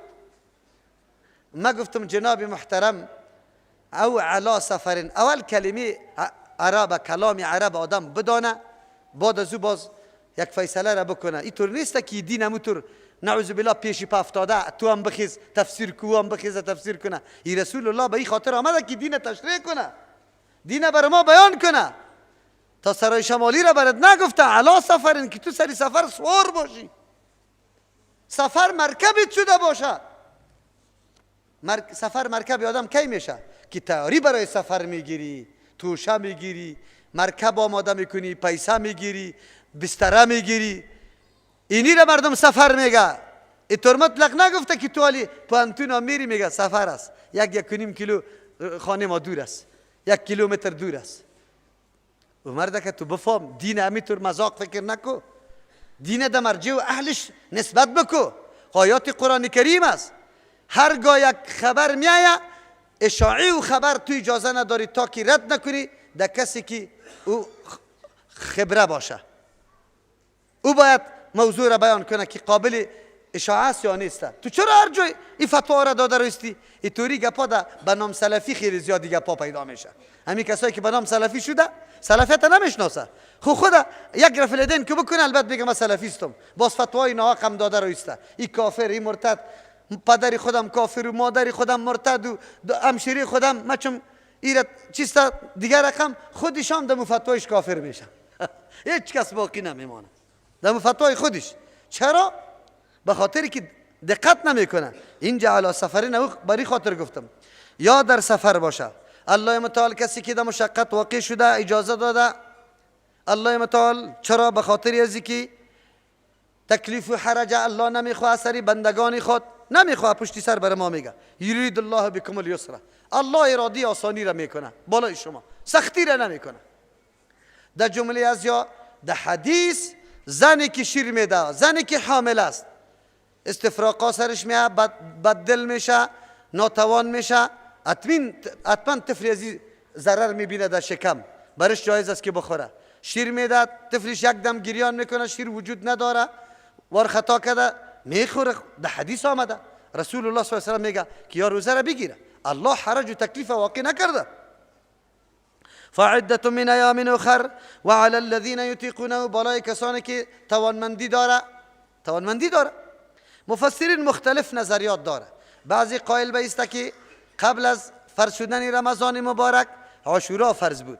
ایام 20 روزای سفید 13 14 و 15 هر ماه که مهتاب خیلی سفید میشه و کامل میشه، شبا روشن میشه، ایام فرض بود. آلی سنتیتش باقی مانده که کسی بگیرد دوشنبه و پنجشنبه جمله روزهای سنتی است، 6 روز شوال سنتی است، روز عرفه روزی سنتی است، عاشورا 9 و 10 روزهای سنتی است. غیر از علاوه روزهای فرضی ما روزهای سنتی داریم که این گرفته میشه. از جمله 3 روز ایام 20 بوده، میگه او منسوخ شده. و علی الذین یطیقونه، بالای کسانی که توانمندی داره از روزه گرفتن فدیتون طعام مسکین، فدیه دادن طعام مسکین بود. این در اول بود. کسی که روزه بگرفت، روزه که نمیگرفت طعام دادن میتونست، فدیه میداد. پس حال منسوخ شد. فمن شهد منکم الشهر فلیصمه، کسی که در ما حاضر باشه بعد روزه بگیره. از او خاطر آیت منسوخ شده. 2 سوم قول و علی الذین، بالای کسانی که یطیقونه و توان فدیه روزه را داره، صدقه فطر داره. اگر چی پیش ذکر نشده صدقه فطر، از لابلای کلام وقتی که تذکر روزه را شد ای در اونجا معلوم دار شده. پس بالای کسانی که توانمندی داره، کسی که توانمندی فدیه رمضان داره، فدیتون طعام مسکین، فدیه است او چی است؟ طعام دادن یک مسکین است. اینجا یک کمی تشریح میکنم به خاطر که روزایش هسته. فدیه روزه یا صدقه فطر که برش با شما میگیم. صدقه فطر بالای کی است؟ اول خود ازی قول راجح است که واجب و ضروری است. دوم بالای کیست؟ در حدیث نصابا ذکر نشده. قاعده میسته که در مقادیر قیاسا نمیشه. هرگاه یک حکم مقدار موجود باشه، مقادیر اموری چی است؟ توقیفی است. چیزی که از شریعت آمده باشه در او زیادت و کمی کرده نمیتونی. قیاس هم نمیشه که از یک چیز در دیگه چیز بکنی. از دو خاطر کسی که در صدقه فطر نصاب شرط کرده، مثل که کتابای فقه ذکر کرده، این دلیل نداره، سند نداره. بلکه کسی که یک شب نان و خوراک بیگا و سبای خود داره و آلی یک مسکین طعام داده میتونه سرش صدقه فطر است. که بیگا و سبا خوراک خود داره نانی خود و آلی یک مسکین خوراک داده میتونه سرش صدقه فطر است. نصاب نیست. نصاب نیست. صدقه فطر است. صدقه فطر از چی چیز است؟ پیغمبر علیه السلام در احادیث جنسای خاص ذکر کرده. خرما، کشمش، پنیر، گندم، جو، کلجو. دو قسم جو است. یکیش کلجو است به نام سلط یاد میکنه در عربی. تلخان، آرد و در یک حدیث طعام آمده. طعام بعضی محدثین مراد از پیشش جواری را گرفته و بعضی برنج گرفته. یک تعداد علما قائل به است با جز از اونمو اجناسی که در حدیث آمده دیگه جنس داده نمیتونی. دال داده نمیتونی، در حدیث نآمده. مشنگ داده نمیتونی، ماش داده نمیتونی، لوبیا را داده نمیتونی، فاصله را داده نمیتونی، به خاطر که در حدیث نآمده. این تعداد علما فقط نصوص حدیث برای خود دلیل میگیره و این را بند میکنه به اینمی جنس. یک طایفه قائل به است که نه، هر چیز داده میتونیم، هر چیز، قیمت هم داده میتونیم، جنس هم داده میتونیم. این مسلک او میگه که اینجا اصلی مطلب دفع ضرورت مسکین است. ضرورت مسکین گاهی توسط بوره، گاهی توسط گوشت، گاهی توسط پول پیسه، هر چیزی که میدی بده. این هر دو مسلک یکیش در یک جانب قرار داره، دیگه در دیگه جانب قرار داره. در یک حدیث که کلمه طعام آمده، هر آن چیزی که خورده میشه طعام میشه، یعنی قوت یا خوراک همو مردم است. از او خاطر قول راجع را علمای محققین میگه که از جنس طعام باشه آن چیزی که در شهرها رواج است خوردنش، یعنی خوراک مردم است. خوراک مردم ما شما لوبیا هست، فاصله هست، دال است، نسک است، برنج است، ماش است و دیگه خوبی از او در حدیث ذکر شده. پس هر چیزی که او خوراک در منطقه شمرده میشه، حتی اگر گوشت هم مردم خوراک میشماره، امورم داده میتونه، چرا که چیزی خوراک است. خو لیکن قیمت داده نمیشه. چرا؟ در زمان پیغمبر مسکینا بود، مسکینا به پیسه حوایج خود زود حل میکرد، لیکن بازم رسول الله جنس داده. در یک مورد هم کسی قیمت نداده، صحابه هم نداده. این دلیل بالا عزیز که باید از جنس داده شود. ولیکن جنسی که خوراک امو منطقه باشه داده میتونی. پس قیمت در یک صورت میشه که اگر آدم مسافر است، در لیلی پانتون شاگرد است، حالی کجا بره منډی و از کجا پیدا کنه جنس بخره باز او را در کسی بده. اینی طور آدم میتونه که در جای جنس قیمت بده بنابر ضرورت، وگرنه بازم افضل به همچو آدم هم دادن جنس است. خب گوشایتان آواز کنی. این موضوع است که باید ما بفهمیم احکام صدقه فطر. اینجا گمان میکنیم یک ورقم توضیح شد، خب اگر چی مکمل تکمیل نبود، خب با تاسف که ما متوجه نشدیم که خب تکمیل میکردیم، بعضی جزئیات اضافه میکردیم که از چیست احکام صدقه فطر خب معلومات برامو میشد. از او خاطر جنس داده شود. جنس نصاب نداره. هر کس که یک خوراک یک مسکین خوراک داده میتونه دیگه اونو را بده. اصل اون خوراک دادن بود. از البته اگر مسکین همونطور خوراک هم بدی سیست، خب لیکن اینجا یکی فدیه است، یکی صدقه فطر است. این صدقه فطر است. فدیه را باز علایده براتون بگم که کسی که روزه گرفته نمیتونه فدیه میده. او را در توجیهش که میکردم اونجا براتون میگم. اینجا در صدقه فطر ضمیر راجع کردم، از او خاطر احکام صدقه فطر براتون بیان میکنم. صدقه فطر از رمضان فقط یک روز دو روز الا 3 روز. در 3 روز هم علما سخت اختلاف داره. در 2 روز پیش دادن اختلاف او قدر نیست، باید داده شود. اگرچه افضل است که زمانی که قبل از عید رفتن شروع میکنی که طرف عید بری، اونو وقتی جنس بدی در فقیر، او افضل و بهتر است. لیکن در این سالای ما و شما مردمای فقیر خیلی کم پیدا میشه، مسکین خیلی کم پیدا میشه. اکثر الحمدلله یک چیزی توانمندی داره. از او خاطر یک روز 2 روز پیش باید چی شود داده شود. مثلا ما در اطراف در جایی که بسیار فقر و فاقگی زیاد است، در اونجا روان میکنیم. ما از همین جنس باید بگیریم و روان کنیم. قبل از این بگی بخرشه اوجا برو یک نفر از خود وکیل بگی یک روز دو روز پیش برش توزیع کنه تقسیم کنه دمو مسکینا داده شوه. خود چی را بدیم؟ چی را بدیم؟ آن چیزی که خیلی قیمتی است. پنیر خیلی قیمت است، کشمش خیلی قیمت است. خب کشمش کیلوش 400 روپه و 300 روپه است. خب خرما کیلوش 200 روپه است. خب پنیر بگوی کیلوش 300 روپه است. ما واره نمیگیریم، دنبال اینمی گندم گرفتیم. ولی گندم، چرا که گندم در او زمان نصف سای شام میشد. حالی هم همونطور حکم است. نیم سا گندم یعنی 2 کیلو 200 گرم، 1 کیلو 100 گرم گندم صدقه فطر میشه. خود در او زمان گندم امو 1 کیلو 100 گرمش برابر 2 کیلوی خرما بود، برابر 2 کیلوی بگوی کشمش بود، 2 کیلوی پنیر بوده. قیمتی گندم زیاد بوده که او را میداد. حالی مردم تو فقط گندم گیر کرده آسان، جوام نمیده به خاطر که قیمتش زیاد میشه سرشان. او الله میگه و این چیسته؟ اگر شما فمن تطوع خیرا فهو خیر الله، کسی که جوان مردی میکنه زیاد میده یک اندازه که مشخصه بری خود، یا باز چی کده خورد کم یک چارک گندم او خوردش آموسو میکنه و دوڑی خور چی شده تا نه چارک نیم سیر کو بده به یک فقیر، نیم سیر برنج روان کو به یک یتیم بده مسکینه دلش خوش شود دعا برد بکنه دی روزهای رمضان و دی روزهای خوشی که برد دعا بکنه.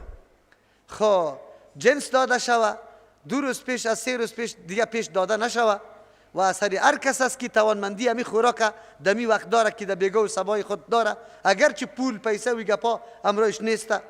این دیگه ایسته که چیز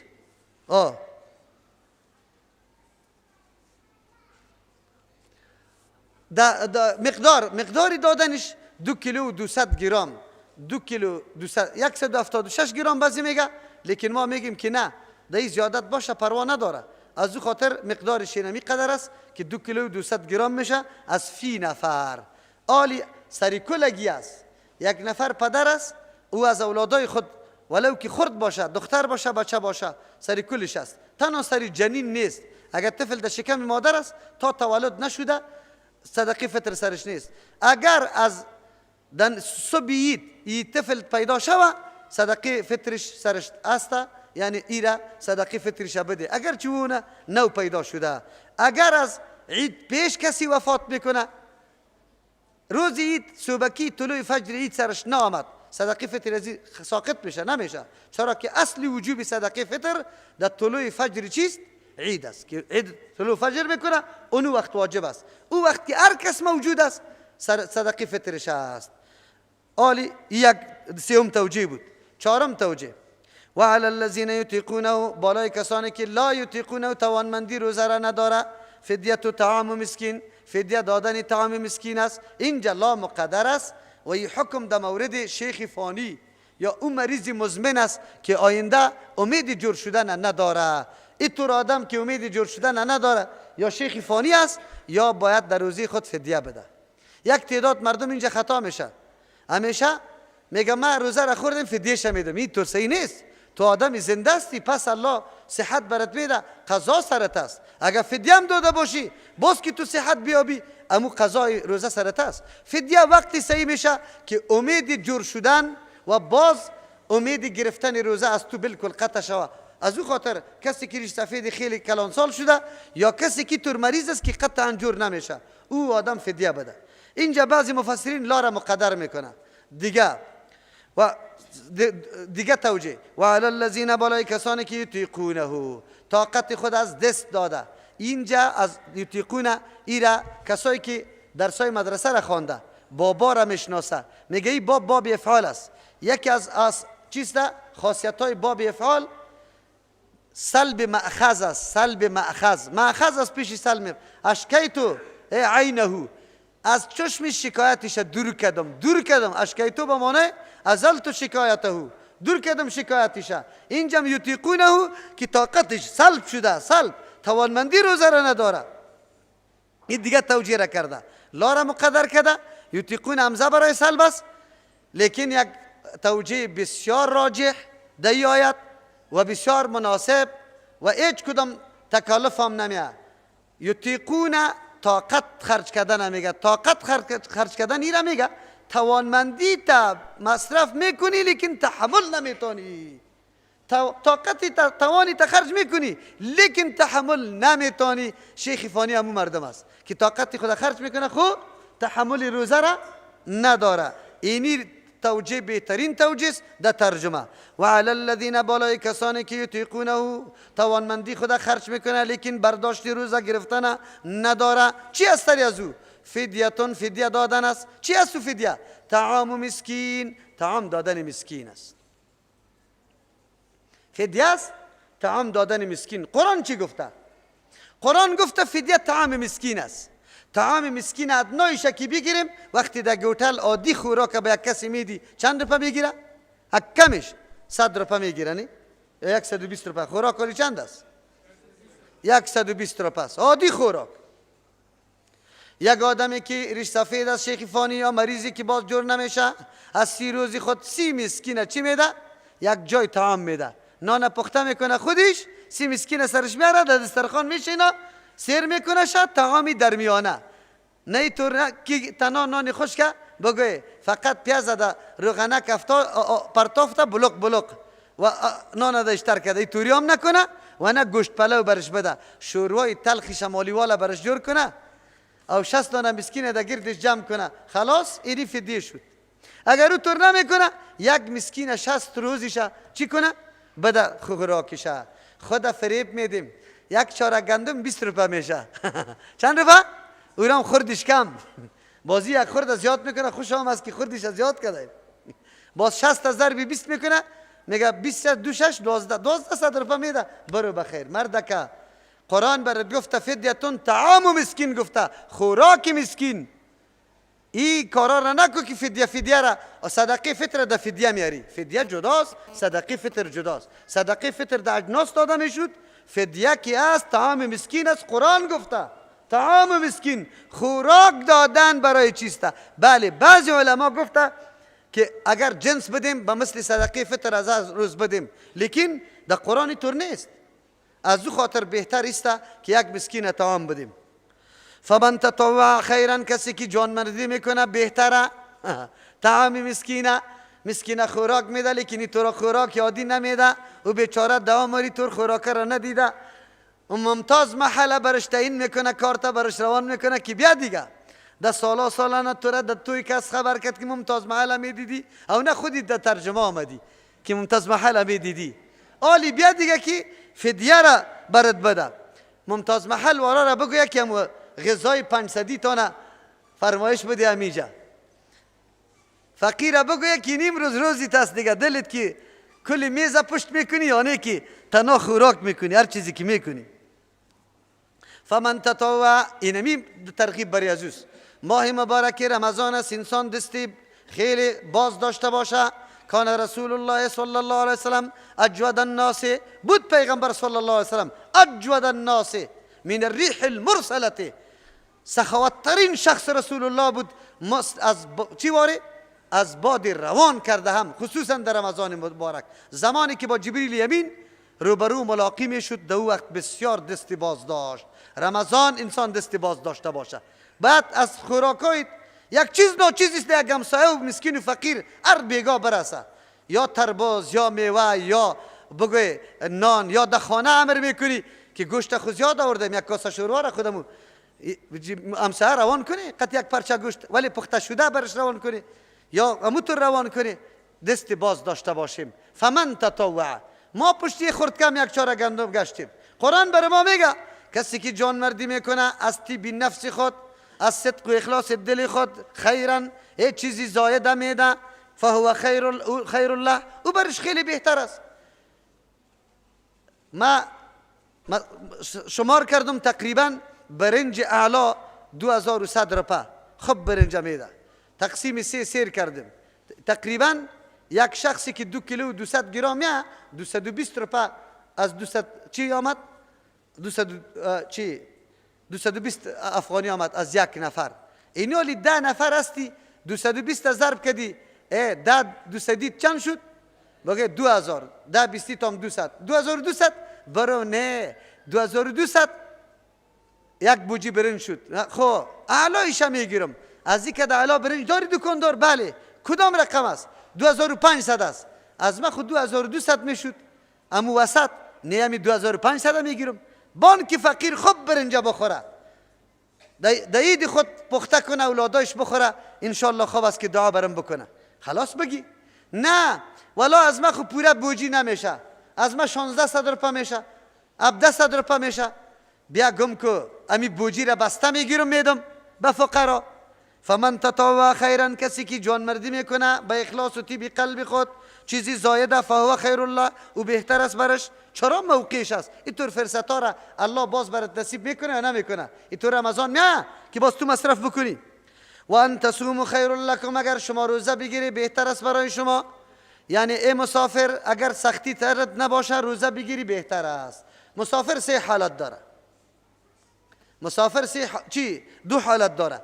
یک حالت است که در سفر سخت تکلیف و مشقت میبینه، درد و رنج سرش میاد، لیکن بازم این نمیخوره. نه، اینجا افضل برش خوردن است، به خاطری که در رخصتای الله متعال انسان عمل بکنه. یک مسافری است که قرار آدم موتر نشسته سفر میکنه، هیچ سختی سرش نیست، تا تیاره نشسته، برای ازی گرفتن روزه بهتر است از خوردنش کرده. چرا؟ شرافت ایمان را حاصل کرده نمیتونه دیگه وقت، هماهنگی مسلمانا را حاصل کرده نمیتونه دیگه وقت، و آدم نمیفهمه عمر فرصت میده تا دوباره گرفتنه. حالی خود تیار. از امو خاطر است که قرآن میگه وان تصوموا خیر لکم ان کنتم تعلمون، اگر شما میدانی. قرآن چی درس بر انسان میده؟ سرچشمه تمام خوبی ها، مزایا و کمالات، خصوصیات انسان وقتی شناخته میتونه که علم داشته باشی. که علم نداشته باشی تو چی میفهمی؟ قدری روزه را عالم میدانه که معلومات در مورد روزه داشته باشه که روزه چقدر فواید داره. شما حالی شنیدی، عالم شدی که روزه یک دم چیسته فایده و مفید برای خود ماست. از او خاطر حالی اگر یک کمی سختیم سرت میاد در سفر نمیخوریشه، میگه این روزه که کدام فضیلت ها داره، ما این فضیلت ها را قطعا از دست نمیدم. صحیحه که یک کمی سختی سر نفسم میاد، بان که نفسم سختی بیاد سرش پخته شوه، لیکن این فضیلت از دست نمیدم. از او خاطر الله میگه این کنتم تعلمون، اگر شما میدانی، یعنی مراد است حتما فضیلت چیزی که افضل او را اختیار میکنه، چیزی مفضول اختیار نمیکنه. شهر رمضان الذی انزل فیه القرآن، اینا علم اینا میره میگه اگر شما میدانی. چی رقم میدانی که ماه مبارک رمضان کدام موسمی است؟ چه قسم موسم است؟ چی باید دی شوه؟ موسمی است که عبادات الله متعال دی بسیار شوه، انسان توجه تام طرف عبادت های الله پیدا کنه، در تلاوت قرآن، در نماز خواندن، در توبه کردن، در صدقه کردن، در جهاد رفتن، در دعوت دادن، خدمت کردن. افطار یک نفر پول داره آورده رویسته، یک نفر دیگه دسترخوان را برابر میکنه، گلاس ها را آب پر میکنه. بعدی گپ میتونه بسیار ثوابا را از امو آدمی مالدار کردم زیاد ثوابا برای خود کمایی کنه. میتونه از هر نگاه خدا آماده کو برای خدمت. تو نباشه که خدا بوج سری دیگر را کنی. معتکف هستم خو کو دیگه کاسا و پیالای تمو تو ناششته بگوی موشادش چکر زده رویسته، من معتکف هستم. اینطوری معتکفا را چی کو؟ اینطور مردم مفتخور در کدام جایی که خوراکام زیاد باشه میگه من معتکف میشینم که خوردن در اینجا خوب آسان به سهولت میسر میشه. نه، اینجا باید تو آماده شوی، درک بکنی حقیقتا که چی باید بکنم. شهر رمضان الذی، ماه مبارک رمضان و ماه است، انزل فیه القرآن که نازل کرده شده در قرآن کریم. فضیلت و مقام و شرافت ما را برات بیان میکنه که عبادت در ما بسیار رول مهم داره. عبادت چی صدقه باشه، چی روزه باشه، چی نماز باشه، چی تلاوت باشه، هر چیزی که امر بالمعروف است، کاری خیر است. چرا که موسم عبادت است، بعد در عبادت زیاد شود. ما در مورد شب قدرم براتان گفته بودم که کدام مرتبه و منزلت شب کمایی کرده از جهت نزول قرآن است. اگر ماه مبارک رمضان کمایی کرده از جهت نزول قرآن است. این مقام و منزلت از قرآن به دست آمده برای این وقتا، برای ما و برای شب. کدام مقام که حاصل شده از جهت نزول قرآن است. چرا؟ الله اینطور کتاب نازل میکنه، صفتش خود میکنه. شهر رمضان الذی، ماه مبارک رمضان ما است، انزل فیه القرآن، که نازل کرده شده در او قرآن، کتاب الله نازل شده که کسی قرآن بشناسه باز بعد از بگویه. ما سر انگلیس ها کامیاب شدیم، با تاسف که روز خالی جشن مقدر نمیگیره 28 اسد. عالی بگوی انقلابای وارداتی تنظیمی جایگاه استقلالا را گرفته. خو خیر، هر کس که هر چی کرده امی روز تجلیل میگیرن. چرا تجلیل میگیره؟ والا ما کامیاب شدیم. کدام کتابی که سرنوشت سازت است، کدام کتابی که برای تو تمام راه های هدایت واضح بیان کرده، راه های سعادت و کامیابی تا مشخص کرده و از آن چیزی تو را بیان میکنه که تو در هلاکت و مضرت میفتی، را مکمل برات بیان کرده. ضابطه حیاتت است، قانون اساسیت است، معتقد و باورهایت است، اساس نامهت است، الگو و امامت است، حاکمت است. حاکم مطابق فیصله زو حرکت کرده میتونی. اینطور کتاب دیتور ما آمده، ای تجلیل نشوه خود چه رقم تجلیل شوه. این مبتدعین خو اینطور گپا را نوشته میکنه، مردم فریب میده، میگه سیکو عالی ما پیغمبر را تجلیل نکنیم، شما بگوی شما اینطور پیغمبر ها که میششت میخست امتی گفته صدا میکرد. عوام کی گپ برش بگویی یکی اینطور پیغمبر را تجلیل نکنیم، در ذهنش میاد که کسی که خیر تجلیل نمیکنه بزرگترین دشمنی کیست؟ پیغمبر است. بزرگترین دشمنیش است. ببینی ولا تلبس الحق بالباطل و تکتم الحق و انتم تعلمون. اینطور نمیگه به عوام که کدام کار ما کمی کنیم این کار در دین نیست. پیغمبر نکرده، صحابه نکرده، تابعین نکرده، تابعین نکرده، پیغمبر تشویق نکرده. اینطور نمیگه. میگه مردمو ای رسول الله، اوه یک گریان هم قطش میکنه. باز بعد از او میگه که حقش بود که شو و روز سیرت پیغمبر بیان میکردیم. خو لیکن امی خو بر ما میاثر نیست که شو و روز بیان کنیم. لاقل امی یک روزم بیان نکنیم. لاقل دکتر صاحبای ما ایگه پاره میزنه. خو لاقل امی یک روزم بیان نکنیم. او دکتر صاحب سیرت رسول الله را شناخته ای؟ سیرت رسول الله کی را میگه؟ کان خلقه القرآن. اخلاق رسول الله کلی قرآن بود. کلی قرآن. روش رسول الله کلی قرآن است. 23 سال زندگی رسول الله شرح و تفسیری کیست؟ قرآن. سیرت کیست؟ رسول الله. 23 ساله محنتا، زحمتا، جهادا، کوششا، برنامه ها، تعلیمات، تربیه ها، عملی کردن احکام، کلی ازی سیرت کیست؟ رسول الله. میتونی در یک روز و او رام تو جناب 1 ساعت وقت میده که کلان هستی، در 1 ساعت تو سیرت رسول الله را بیان میکنی؟ سیرت رسول الله خود طریقه استنجاش چی است؟ ما تو را مرد میبینم دکتر هم هستی، امی یک باب آداب الخلا را دمی موقعی که برای تو چی کرده؟ وقت داده. باب آداب خلا را که رسول الله بیان کرده، امی طریقه رسول الله، سیرت رسول الله است، امی را به مردم بیان کن که بیان میتونی یا نمیتونی. میتونی؟ نمیتونی. مردم چرا فریب میده؟ مردم چرا تصور غلط میده؟ انگیزه غلط میده؟ مردم میگه که لا اقل هم یک روزم بیان نشوه. این مردم فکر میکنه خیر کسی که میگه که تجلیل حرام است این سرسختترین دشمنی رسول الله است که نمیمانه که سیرت رسول الله را بیان کنیم. ما میگیم سیرت رسول الله بیان شود. سیرت رسول الله قرآن است. دکتر صاحبم دعوت میدیم، مولوی صاحبم دعوت میدیم، حاجی صاحبم دعوت میدیم، صوفی و شیخ صاحبم دعوت میدیم که اگر محبت رسول الله را داری قرآن بخوانی، به مردم قرآن تفسیر کنه که سیرت رسول الله واضح شود. خود تو جناب 1 روزم درس قرآن نداری. کل محبت رسول الله را بگوی در شعله پخته کردن او را برای چندین ساعت منحصر کرده ای و ای را معرفی کرده ای که بهترین دوست برای رسول الله کسی است که میلاد تجلیل میکنه. یعنی بدترین دشمنی رسول الله هم است که او بجای از اینکه در هر معاملت دنبال پیغمبر بگرده، بگوید که پیغمبر چطور سلام انداخته، چطور دست داده، چطور بر آمده، در هتل داخل شد چی گفت، در بیرون شد چی گفت، چی رقم نشسته، چی رقم بازار رفت، چی رقم معامله کرد. تو خود کارا را نمی کنی. نه، او کارا را چی میکنی؟ رفع الیدین که در مسجدت کسی میکنه فتوای زدنش داده رایستی، فتوای زدنش داده رایستی. تو محبت با رسول الله داری؟ راستی تا نبگوی.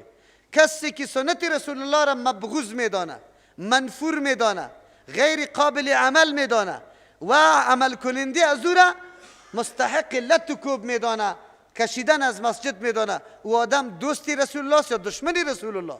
او آدم دشمنی رسول الله میباشه، دوستی رسول الله شده نمیتونه. تجلیل کنیم قرآن کریمه. خو بیا در شب قدر آمده، راجع قولی است که شبای طاق است، پس ما 21م، 23م، 25م، 27م، 29م تجلیل میکنیم. جمع کنی پیسره. او دوست نداری قرآن؟ دوست داریم. جمع کنی پیسره. پیسره جمع کنی. چی بخریم؟ چی بخریم؟ والا در یک شویش کباب، در دیگه شویش پلو، در دیگه شویش دو پیازه، در دیگه شویش بگوی چی؟ تنبختی، در دیگه شویش یخنی. خلاص ایرام جمع کنی. خدا کجا پخته کنی خبر داری؟ در مسجد. چطور؟ کلگی جمع شوی. یا مردم تجلیل قرآن است. مسجد کوشخانه جور کنی، خوردن و بگی کشتن. خو ملا صاحب و حاجی صاحب و ملک صاحب دمو پالوی منبر از کلکین دا آشپز اینطور بکنه اینجا اینجا از کلکین علایده قابا بر میا. اینی تعظیم و تجلیل قرآن میشه. مثل که حالا قرآن تجلیل میکنه، ختم میگیره 3 شوا، باز بعد از او شیرین نکار توضیح میکنه. اینطوری تجلیل نمیشه قرآن کریم. قرآن تجلیل میشه برای کدام هدف که آمده؟ هدفش خودی قرآن میگه هدی للناس. قرآن تنها رهبری نداره برای مؤمنا، تنها مؤمنا را رهبری نمیکنه. قرآن انسانیت رهبری میکنه، جهان رهبری میکنه. کتابی که باید حاکمیت سر کل جهان داشته باشه قرآن است. مجاهدین که مبارزه میکنه به می خاطر مبارزه میکنه که قرآن حاکم شوه، نظام الله حاکم شوه سر کل بشریت. یا مسلمانا نه مادن کفاره، نه جای کفاره، نه ملک کفاره، نه بازار کفاره، نه زن کفاره، نه پول کفاره کار داره، نه حکومت کفاره کار داره. کار ای داره که نظام الله حاکم شود در سرزمین الله. این نکته را خوب در ذهنتان بگیری که مقابل حال چطور میشه. الله قرآن روان کرده هدی للناس، برنامه مکمل جامع رهبری برای کل بشریت است. بشریت سوق میده به سوی هدایت، به سوی راه رشد. تناوره و بینات من الهدى، خشک دعوت نمیده. دلایل واضح از هدایت هم موجود است. دلایل واضح موجود است. چرا دلایل واضح موجود است؟ نظامی را که الله ساخته باشه خوب است یا بشر ساخته باشه؟ الله ساخته باشه. چرا ما بندگان الله هستیم؟ حکومت از الله است از بشر؟ سرزمین از الله است یا از بشر؟ از الله است. سرزمین از الله، نظام از الله. الله علم داره، همه مصلحت ها را میدانه. باید نظام الله حاکم باشه. حال شما میبینی که در جهان یک جنگ روان است، یک جنگ. دنیای کفر استعماری غربی تلاش میکنه نظام مردمی دموکراسی را حاکم بسازه. ای که یک تعداد مسلمانای ما فریفته شده، ایمانی خود از دست میده. یک کمی فکر بکنه، نکنی و مردم دموکراسی را ارزش نده، تبلیغ نکنی که از دین میبره. دنیای کفر تمامی تلاشش برای برقراری دموکراسی است تا که نظام قرآن از بین بره. چی از بین بره؟ نظام قرآن از بین بره. میره از بین یا نمیره؟ اگر نظام دموکراسی بیاد نظام قرآن حاکمیت پیدا میکنه، تضاد داره. در نظام قرآن حکومت از الله، در نظام دموکراسی حکومت از مردم. در نظام قرآن قانون از کیست؟ در نظام دموکراسی قانون از چند افراد است. آیت قرآن میگه، من نمیگم. اگر خود فریب بدیم و جدا موضوع است. از او خاطر این کتاب بسیار کتاب ارزشمند است. کسی که به این تعلق داره خدمت ازیره میکنه، حق ازیره پورا میکنه. این کتاب رمضان کی شرافت حاصل کرد از این کتاب، خود تو مسلمان هم شرافت از این کتاب حاصل میکنی. عزت و مرتبه و ارج تو زمانی است که قرآن حاکم بگردانی سری خود و بالای مخلوق، سری خود و بالای مخلوق. وظیفت است، وظیفت است. الله تو را خلیفه مقرر کرده. انی جاعل فی الارض خلیفه، تو را خلیفه مقرر کرده. در روی زمین زندگی کو، مسئولیت تا بشناس، کاری تا بکو. کدام است؟ قایم کو نظام الله را در سرزمین الله. چطور است؟ امروز ما چی کردیم؟ کدام حقی قرآن کریم ادا کردیم؟ خود سری قرآن نفهماندیم مطلبیشه، دیگه شو چی میکنی؟ پشت داده پشت داده پشت داده. روزی که تلاوت میکنم مانده میشم، در کشیدنش مانده میشم. اینی ما مسلمان هستیم، خوش هستیم. 25 روز 26 روز در درس قرآن آمدیم. اوه تاجی بگوی جنت در سر ماندیم، بخیر رفتیم خلاص شدیم. ما براتان میگیم برادرها و خواهرها، فقط محض ما شما را آشنا میسازیم که کتاب الله کدام کتاب است، حقوقی از این کدام حقوق است، چی باید با کتاب الله شود، چی باید شود. اگر حکومت بخیزه در یک وطن ما 1000 مدرسه هم بسازه برای خدمت قرآن، هنوزم کم است، هنوزم کم است. اما با تاسف یک مدرسه قرآن نداریم. برای من نشان بده، از حکومت گرفته تا ملت، برای من نشان بده که واقعا قرآن در اونجا تفسیر میشه و ما پروگرام برش داریم، نه از طرف دولت نه از طرف ملت. لیکن الحمدلله در پاکستان که مردم خیلی بد برش میگه، برای که ترجمه قرآن چقدر است. در یک رمضان مبارک به هزارها ترجمه قرآن کریم که مخلوق در اونجا میره. در افغانستان چرا نیست؟ مردم خوش نداره قرآن، تعلق با قرآن نداره. امروز خو فقط دموکراسی دموکراسی دموکراسی. او مردم نکنی دموکراسی را اینقدر در زبانتان نبیاری، سبب تباهی ایمان انسان میشه. شما خصوصیت قرآن فهمیده. هدی للناس، برنامه مکمل هدایت برای کل بشریت است. بشریت زیر یک نظام میاره، زیر یک. عامر ابن ربعی ابن عامر است. ربعی ابن عامر زمانی که در پیش پادشاه فارس استاده میشه، از پیش هدفش سوال میکنه چی هدف داره؟ گفت لنخرج العباد من عبادت الجسد عباد الى عبادت رب الارباب. این کلمه است که بعد با طلا نوشته شود. این کلمه را میفهمی؟ لنخرج العباد من عبادت العباد الى عبادت رب الارباب. بندگی است. در دموکراسی بندگی چند نفر است. قانون از اون سری خود تطبیق کرده رایستی. در این نظام جهان تو بندگی مخلوق کرده رایستی. هر پادشاهی که خیلی قوت و قدرت داره، ناز و نعمت و فرمان از اون میچله. امریکاست که سرنوشتای دولت ها را تعیین کرده رایسته. این کامیاب شوه، این ناکام شوه، این باشه، این نباشه، اینجا نیرو روان کنیم، اینجا نکنیم، اینجا جنگ جایز بگیم، اینجا ناجایز بگیم، این قتل درست، این نادرست. تفکیکات رو کرده رایسته. ببینیم امروز مسلمان چقدر اختیار به این خبیثا و چاپلوسا داده، به یهود داده. در رأس حکومت امریکا یهود است، دستی یهود است. اگرچه در ظاهر خود نصارا میگیره، لیکن در کدام سرحد رسیده؟ یک و بینات من الهدى. اسلام دینی خوش نیست.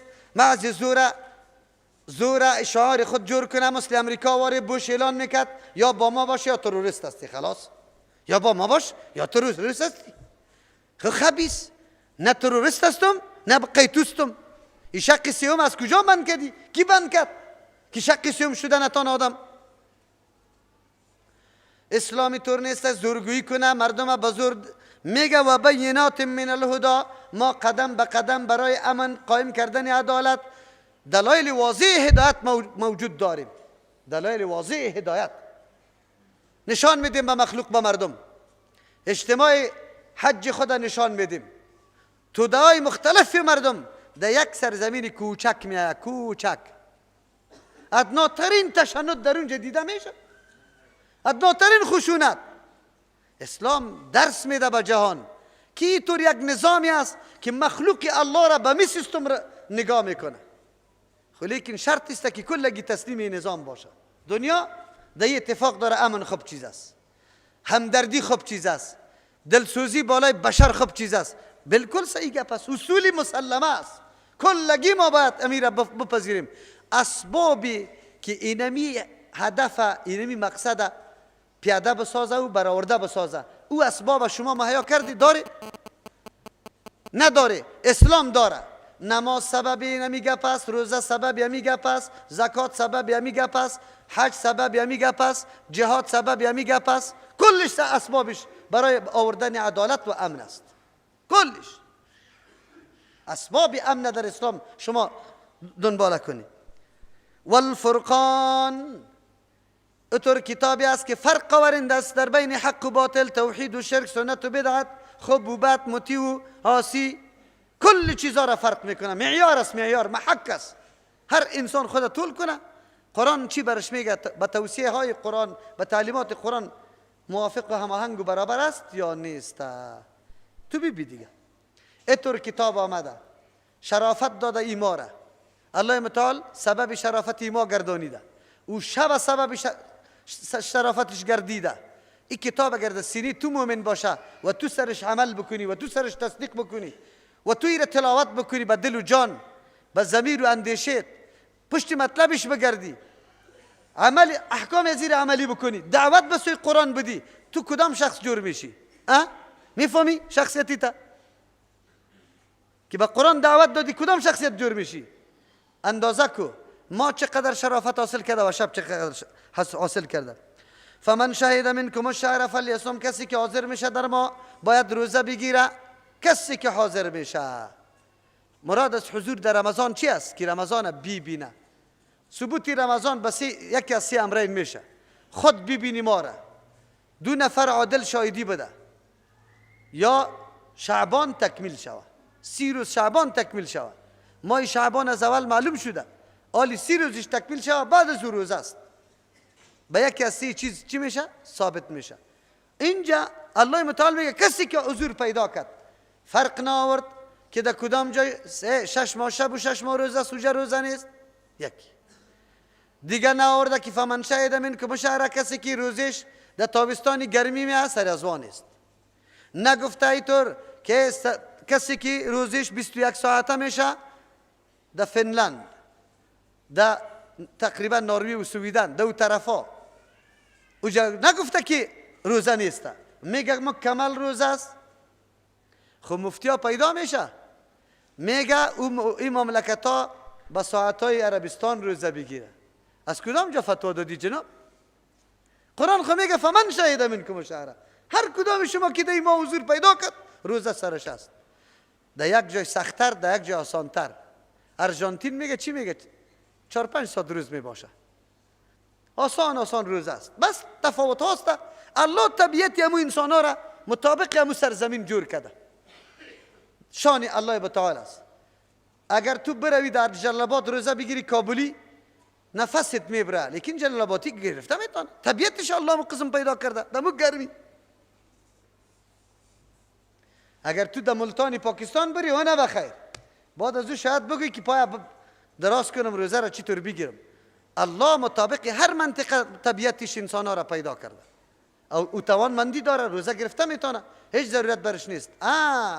هرگاه مسلسل شب و روز نبیایه، 24 ساعت روز باشه، 24 ساعت شب باشه، حالی چطور بکنیم؟ اونجا باز نزدیکترین مملکت که به او که شب و روز موجود است سری از او قیاس میشه. چرا؟ در حدیث آمده زمانی که پیغمبر علیه السلام آمدن دجال گفت که یک روز برابری سال باشه، یک روز برابری چی؟ ماه. در اونجا صحابه سوال کردن یا رسول الله نماز چی رقم میشه؟ پیغمبر علیه السلام گفت که فقدروا له، اندازه کنی برش، یعنی مطابق ساعتها تقسیم میشه. امو وقتا مثلا از صبح و پیشین چه فاصله داره، امو قدر فاصله کشیده باز نماز خوانده میشه، باز فاصله که در بین پیشین دیگر است. اینی رقم آمده، از اونجا قیاس میشه. دیگه این مسئله فمن شهد، کسی که حضور پیدا میکنه اگر او شاه و عارس است، اگر او پاچا است، اگر او وزیر است، اگر او صاحب پارلمان است. بعضی گپای الحادی پیدا شده مردم ها. پاچا روزه نگیره. چرا نگیره؟ فکرش خراب میشه. این گپ الحادی را نزن. با روزه گرفتن فکر درست میشه، صفا میشه. بدبخت تو فکر چرا خراب میکنی؟ در اوایل روزه بعضی مسیجا و گپام شد که روزه را اینطور نکنی و اینطور مرا زار داره و این الحادی ها این گپا را میزنه. ما گفتیم که به طب، به عقل، به نقل، به همه چیزا کسی مضرت روزه را ثابت کرده نمیتونه. کسی نمیتونه. بلکه تحقیقات جدید مکمل مزایا و فواید و اثرات روزه را آنقدر بیان میکنه که هیچ حد نداره. حالی کفار هم مجبور به ایسته که بعد کم کم روزه بگیره. چرا این گپا را میزنی؟ والا شاه و عروس خو شاه و عروس است. دمی روزا کسی زنگ زد مولوی صاحب شاه و عروس است، روزه بگیره. نه چرا مسلمان نیست؟ عجیب شریعت به خود جور کرده. میره و برای 4 دقیقه اوجا در آرایش خانه. او خواهرم تو که آرایش میکنی تو کی شو توی میشی یا روز؟ همینجا که دمی آرایشگاه جور شوی باز تو توی میشی در خانه شوهرت میری در اتاق خیالای ده، یعنی که سری تو شو میه باز میبرته. معمول در افغانستان است که شو تیر میشه، بلکه هنوز شوارا پخته میکنه در چی؟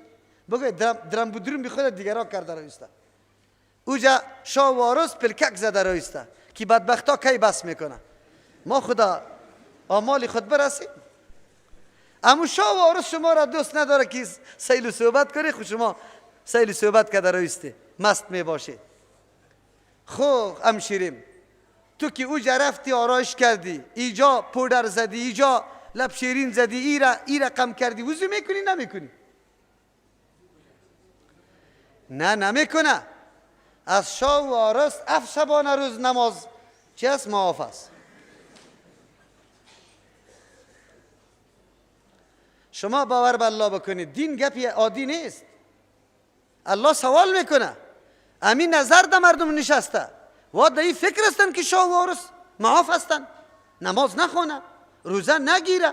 این در کدام کتاب است؟ قرآن میگه فمن، هر کسی کی باشه، پیغمبر باشه، ولی باشه، پاچا باشه، شاه باشه، عروس باشه، ملا باشه، هر کس کی است، شهیده که حاضر میشه منکم از شما الشهر در ما، روزه سرش است. پودر دیگر در سری ناخونایت هم دراز گذاشته ای، بعد از او را سرش ماند، غسلت میشه؟ او خلایه داره. در بدنت که یک جایت خوش باقی بمونه غسلت نمیشه، غسلت که نشه نمازت میشه. چرا اینطور کارا میکنی؟ پشت یار شای آرزی یک شوه نگرد.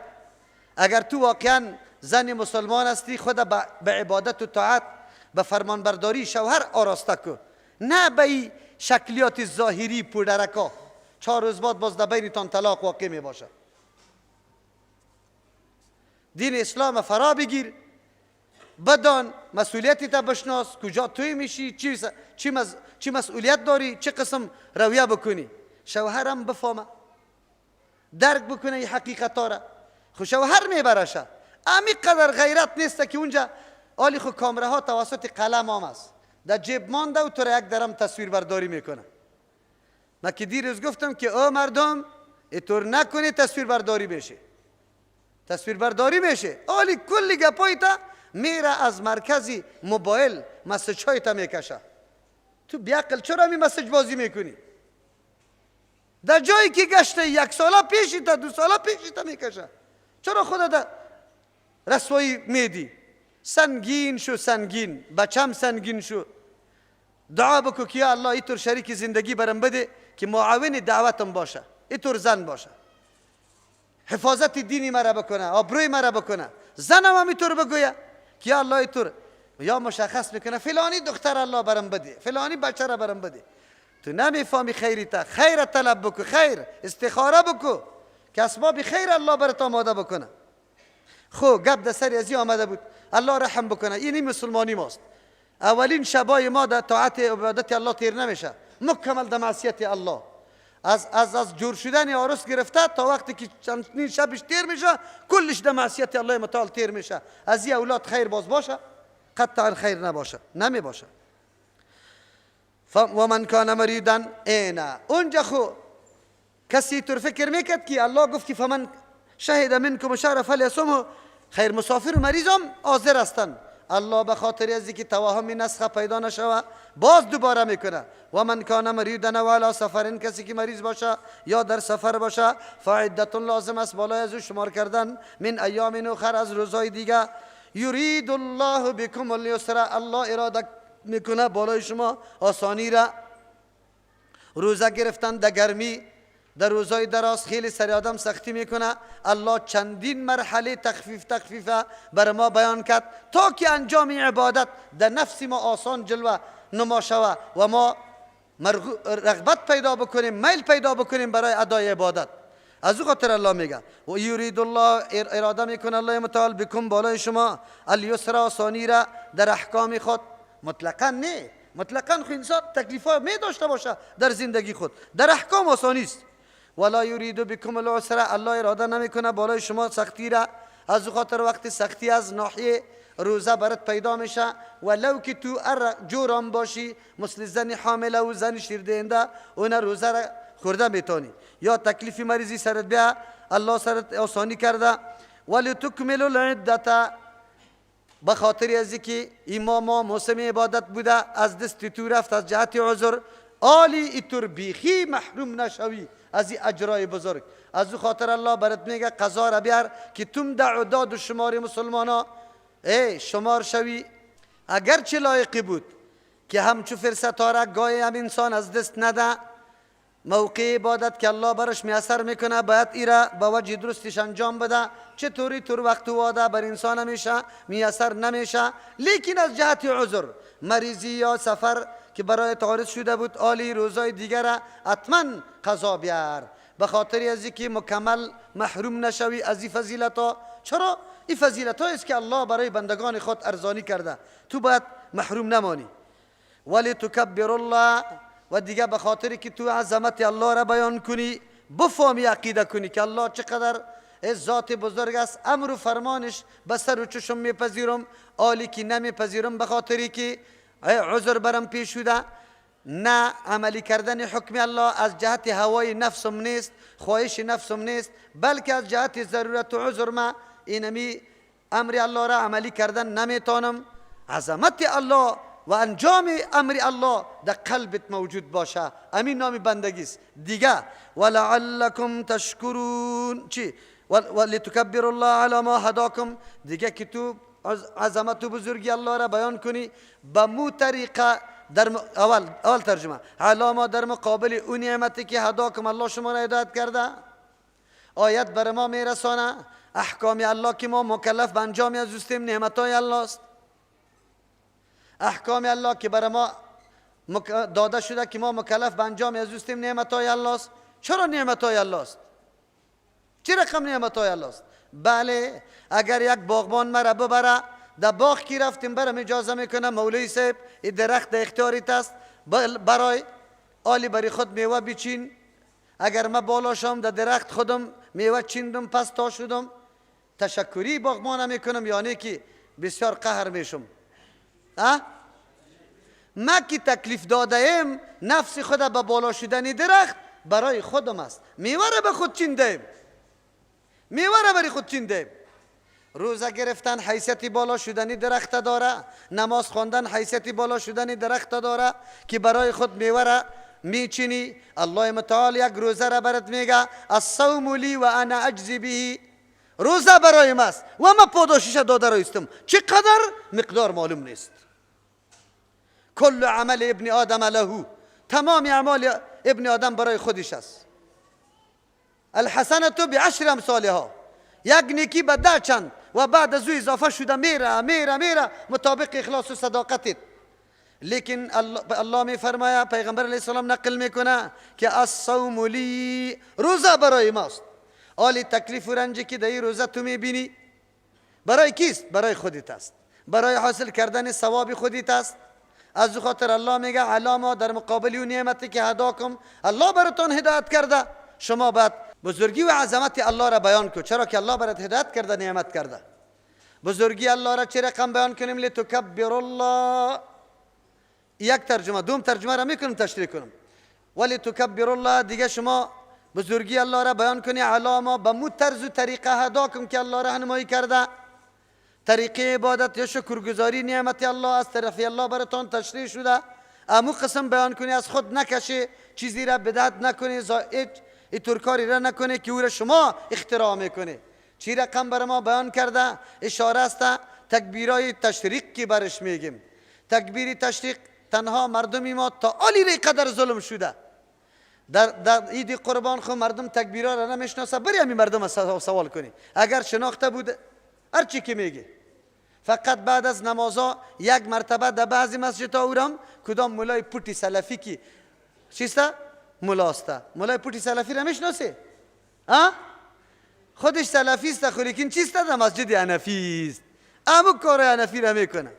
دعا بعد از سنت سه دعا میکنه. در ختمه روان است. قاطار گفته است. باز چی میگه؟ مولوی صاحب من سلفیستم. دروغ نگه، سلفیستی دوڑای خور. چی رقم سلفیستی؟ در منهج سلفی خو کسی میگه در منهج سلف روان باشه. در منهج سلف موافقت در بدعت است؟ موافقت مردم است؟ خیر خود سلفی معرفی نکنید دیگه، یادت باشه. اگر هر مولا باشه کی کارا را میکنه بعد خودش انصاف کنه، خود سلفی نگوید. چرا سلفی گفتن چی را میگه؟ سلفی گفتن این را میگه که با منهج سلف روان باشی. منهج سلف روان باشی.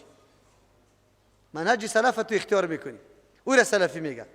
و چی میکنه؟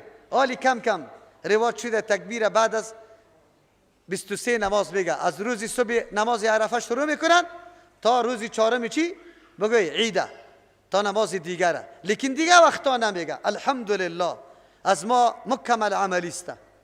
در عید قربانم در سرکا و در بگوی در تنگیا مردم میه راها الله چی میگه؟ تکبیر تشریق گفته رایی میباشه که این اونمو چیزی است که واجب است به نزد احناف، لیکن خودشان نمیکنه. من از پاکستان آمده بودم، یک چند روز در عید مانده بود.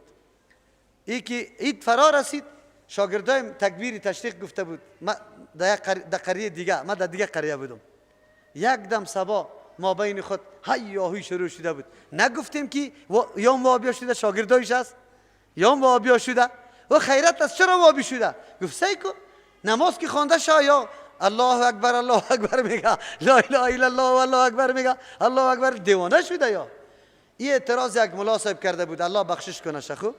ملا صاحب کی؟ ملا نه، ده ملا. در اصطلاح مردم عوام ده ملا. ده ملا گفته بود که والا یا وابیاست. باز کسی یارا که متوجه کرده بود شاگردا برش گفته بود که ده ملا صاحب چرا تو اینطور میگی؟ و چرا این خود کتابای شما مثلا در کنز و در قدری در ایجام است. بعد از اینکه در فقه برش نشان داده والا ما نمیفهمیدیم. گفت شما هم دین همینطور میگی وابی دیگه اینطور میکنی.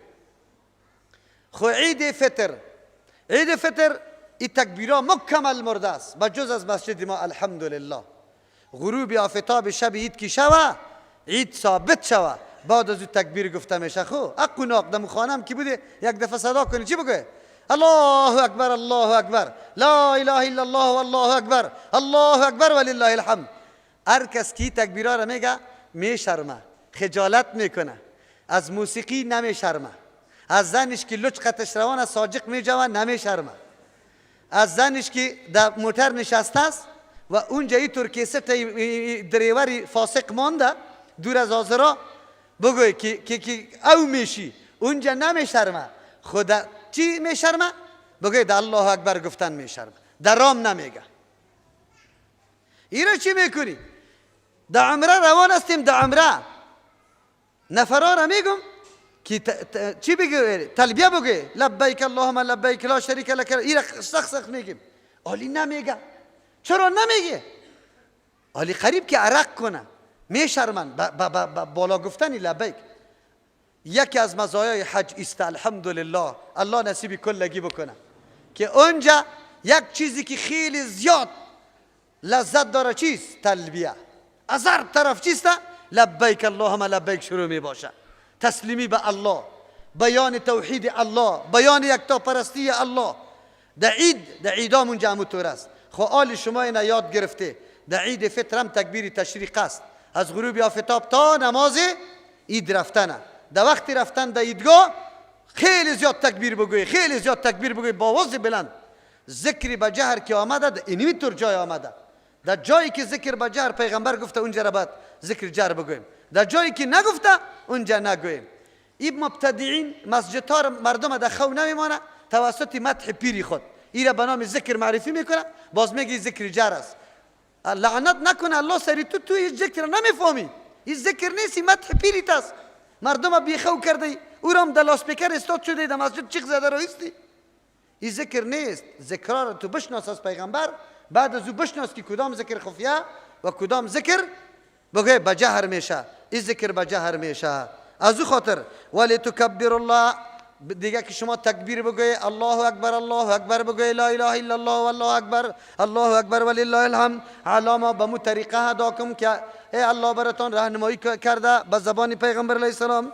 ولعلکم تشکرون و دیگه به خاطر که شما مردمای با سپاس شوی، شکرگزار شوی، شکرگزاری نعمتای الله تعالی بکنی.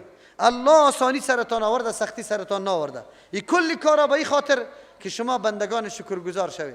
شکر کی ادا میشه؟ امتثال امر الله. وقتی که الله سری تو روزه فرض کرد، فرض تو ادا کردی، شکر الله را ادا کردی. چرا؟ انجام امر الله چیست؟ شکر است. انجام امر الله چیست؟ شکر است. باز که این را به خاطر الله انجام دادی، اخلاص دیش کردی، نعمت شناختی که الله متعال سر ما بسیار احسان کرده بود، از او خاطر رغبت و میل برای انجام عبادت الله دیگه پیدا میشه. بسیار با قاشی واز تراویح میخوانی، قرآن میشنوی. من یک بیگاه در مسجد خود گفتم که در عبادت الله متکاسل متذبذب استاد نشه منافقین واره. و اذا قام الى الصلاه قاموا كسالا یراؤون الناس. محض فقط خود نمایی برای مردم، لا یذکرون الله بگه الا قلیلا. مقصدشان ذکر الله نمی باشه، فقط سرکنده می باشه. درب دروب اینطوری نکنی. اینجا قرآن به بسیار شوق و محبت بشنوی. الله براتان موقع داده، این زمینه را براتان مساعد کرده، او شما بسیار به ادب استاد شوی. چرا؟ قرآن میشنوی.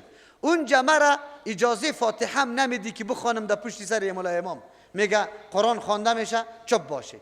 او اینجا تو هیچ رعایت نمیکنی. این عجیب است. چقدر فیصله های ناحق میکنی که جایی که خودتان ملامت میشه هیچ گپی نیست، خود که دیگه کس به حق رفتار میکنه واره ملامت میکنی.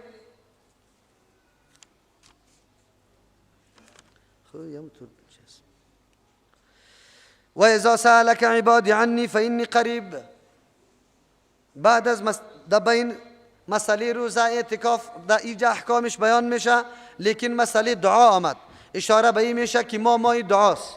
مای است که انسان هر رقم کوشش بکنه خود به الله نزدیک بکنه. یکی از جمله وسایلی که به الله آدم نزدیک میشه و بندگی الله را به وجه درستش کرده میتونه سبب تقرب به الله میشه، دعا است. طلب کردن از الله خودش عبادت است. چرا؟ وقتی یک چیز از الله طلب میکنی از کسی دیگری نه، این خودش عبادت است. عقیده تو است که دهنده الله است، دیگه کس نیست. عقیده تو است که بله الله میده. عقیده تو است که من محتاج الله هستم. از او خاطر است که دعا از غیر الله سخت شرک است. شرک در عبادت امیره میگه. چرا؟ وقتی تو از کسی دیگه طلب میکنی، یا پیرانی پیر صاحب بچه مرا جور کو، یا پیرانی پیر صاحب، اینجا تو شرک چرا مرتکب شده ای؟ محتاج پیرانی پیر صاحب خودت دانستی، خیلی رحم کننده او را دانستی، خیلی فهمنده سری حالات خود او را دانستی، از او خاطر تو نعوذ بالله در شرک واقع میشی. از الله طلب بکن. صحابه کرام پیش پیغمبر علیه السلام آمده سوال میکنه آیا الله خیلی دور است تا ای که ما حتی ننادی؟ آیا الله قریب است حتی نناجی، تا ای که ما قطش راست بگویم، مثل که دو نفر در بین خود پسک میکنه امو رقم بکنیم. یا الله بعید است حتی ننادی، تا که آواز برش بدیم. الله آیت روان کرد. صحابه کرام سوال کرده بودن، الله متعال آیت روان کرد. اشاره به این گپ است ماه مبارک رمضان ماه دعا است، خصوصا وقت افطار، خصوصا وقت سحری. دعایی که در وقت افطار میکنی رد نمیشه به شرطی که شرایط دعا موجود باشه. از این خاطر قبل از افطاری باید تو بشینی، عمر رضی الله عنه اهل خود جمع میکرد در وقت افطاری و بعد از او به جمع دعا میکرد. تا این اندازه اهتمام دعا بوده. ما دعا را یاد نمی داشته باشیم که بکنیم دعا را. مقصدی ما از یاد ما میروه. خواهشات نفسانی آنقدر غلبه سر ما حاصل کرده می باشه که حرص گرفته می باشه که کی آزان میشه. حمله کردن است. یک چیزی به الله از الله طلب بکن. و اذا سألك عبادی، وقتی که از تو سوال میکنه، یعنی از تو درخواست میکنه عبادی بندگانی ما، عنی در موردی ما که دور استم یا نزدیک، فانی قریب، الله متعال میگه من نزدیک استم، اجیب دعوت الداعی، من اجابت میکنم دعای دعا کننده را، پورا میکنم قبول میکنم دعای دعا کننده را، اذا دعانی، وقتی که از من طلب بکنه. وعده الله هست که من دعا را قبول میکنم. اتمی شرطایش اذا دعانی، اول شرطی همیسته که از من خود طلب کنه. این بنده خود از من طلب نکرده. تمام روز گاهی در اوپیان رفته، گاهی در مزار رفته، گاهی در لغمان رفته، در مهترلان بابا، گاهی در غزنی رفته، گاهی در چلگزی بابا، در گردیز روحانی بابا، روحانی بابا، روح هست، یک دم روحانی است، هیچ کالبد نداره. در فلان جا دولکی باباست، بابا را نام بان خلاص دیگه، حالی هر چیز برات پورا کرده رایسته. قرآن میگه الله متعال برن میگه اذا دعانی اجیب دعوت الداعی، من قبول میکنم دعای دعا کننده را، ولی کی؟ اذا دعانی، به شرطی که از من خود طلب بکنم. این مرد که خود از من طلب نکرده کل عمر. اگر کامیابی خودم میخواه، اگر کامیابی خودم میخواه، در شاید شمشیره رفته رایسته، دختره و بچه اونجا سوال کرده رایسته. او شخصی بزرگ، او شخصی بزرگ آمدیم، تو خو خیلی رویدار هستی پیش الله، مرا در امتحان ناکام نکنی. او شخصی بزرگ اینطور خطابا را کرده رویست. الله متعال میگه از من طلب نکرده. اذا دعانی، وقتی که از من طلب بکنه، یک شرط. دوم شرط، مردم میگه من خود زیاد طلب کردم لیکن دعایم قبول نمیشه. دخترها خیلی شکایت می داشته باشه، بچهای جوان خیلی شکایت می داشته باشه، دعای ما قبول نمیشه. تو امی نمازم که خواندی به خاطر امی دعا خواندی، مطلبش دیگه فرایض نمیخونه، حجاب نمیکنه، بگه نعوذ بالله روزه نمیگیره، حقوق کسی از خانه را پوره نمیکنه، پدر و مادر را پوره نمیکنه، از استاد را پوره نمیکنه، میگه دعا میکنم قبول نمیشه. تو چی قسم دعا میکنی؟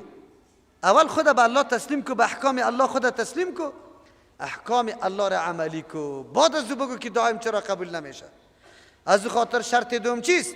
فلیستجیبوا لی، باید که اطاعت کنن، بپذیرن، قبول کنن، لی برای ما، خاص برای ما احکام مرا، هر حکم مرا به خاطر ما عملی کنه، نه به خاطر حاصل کردن خواهش تو.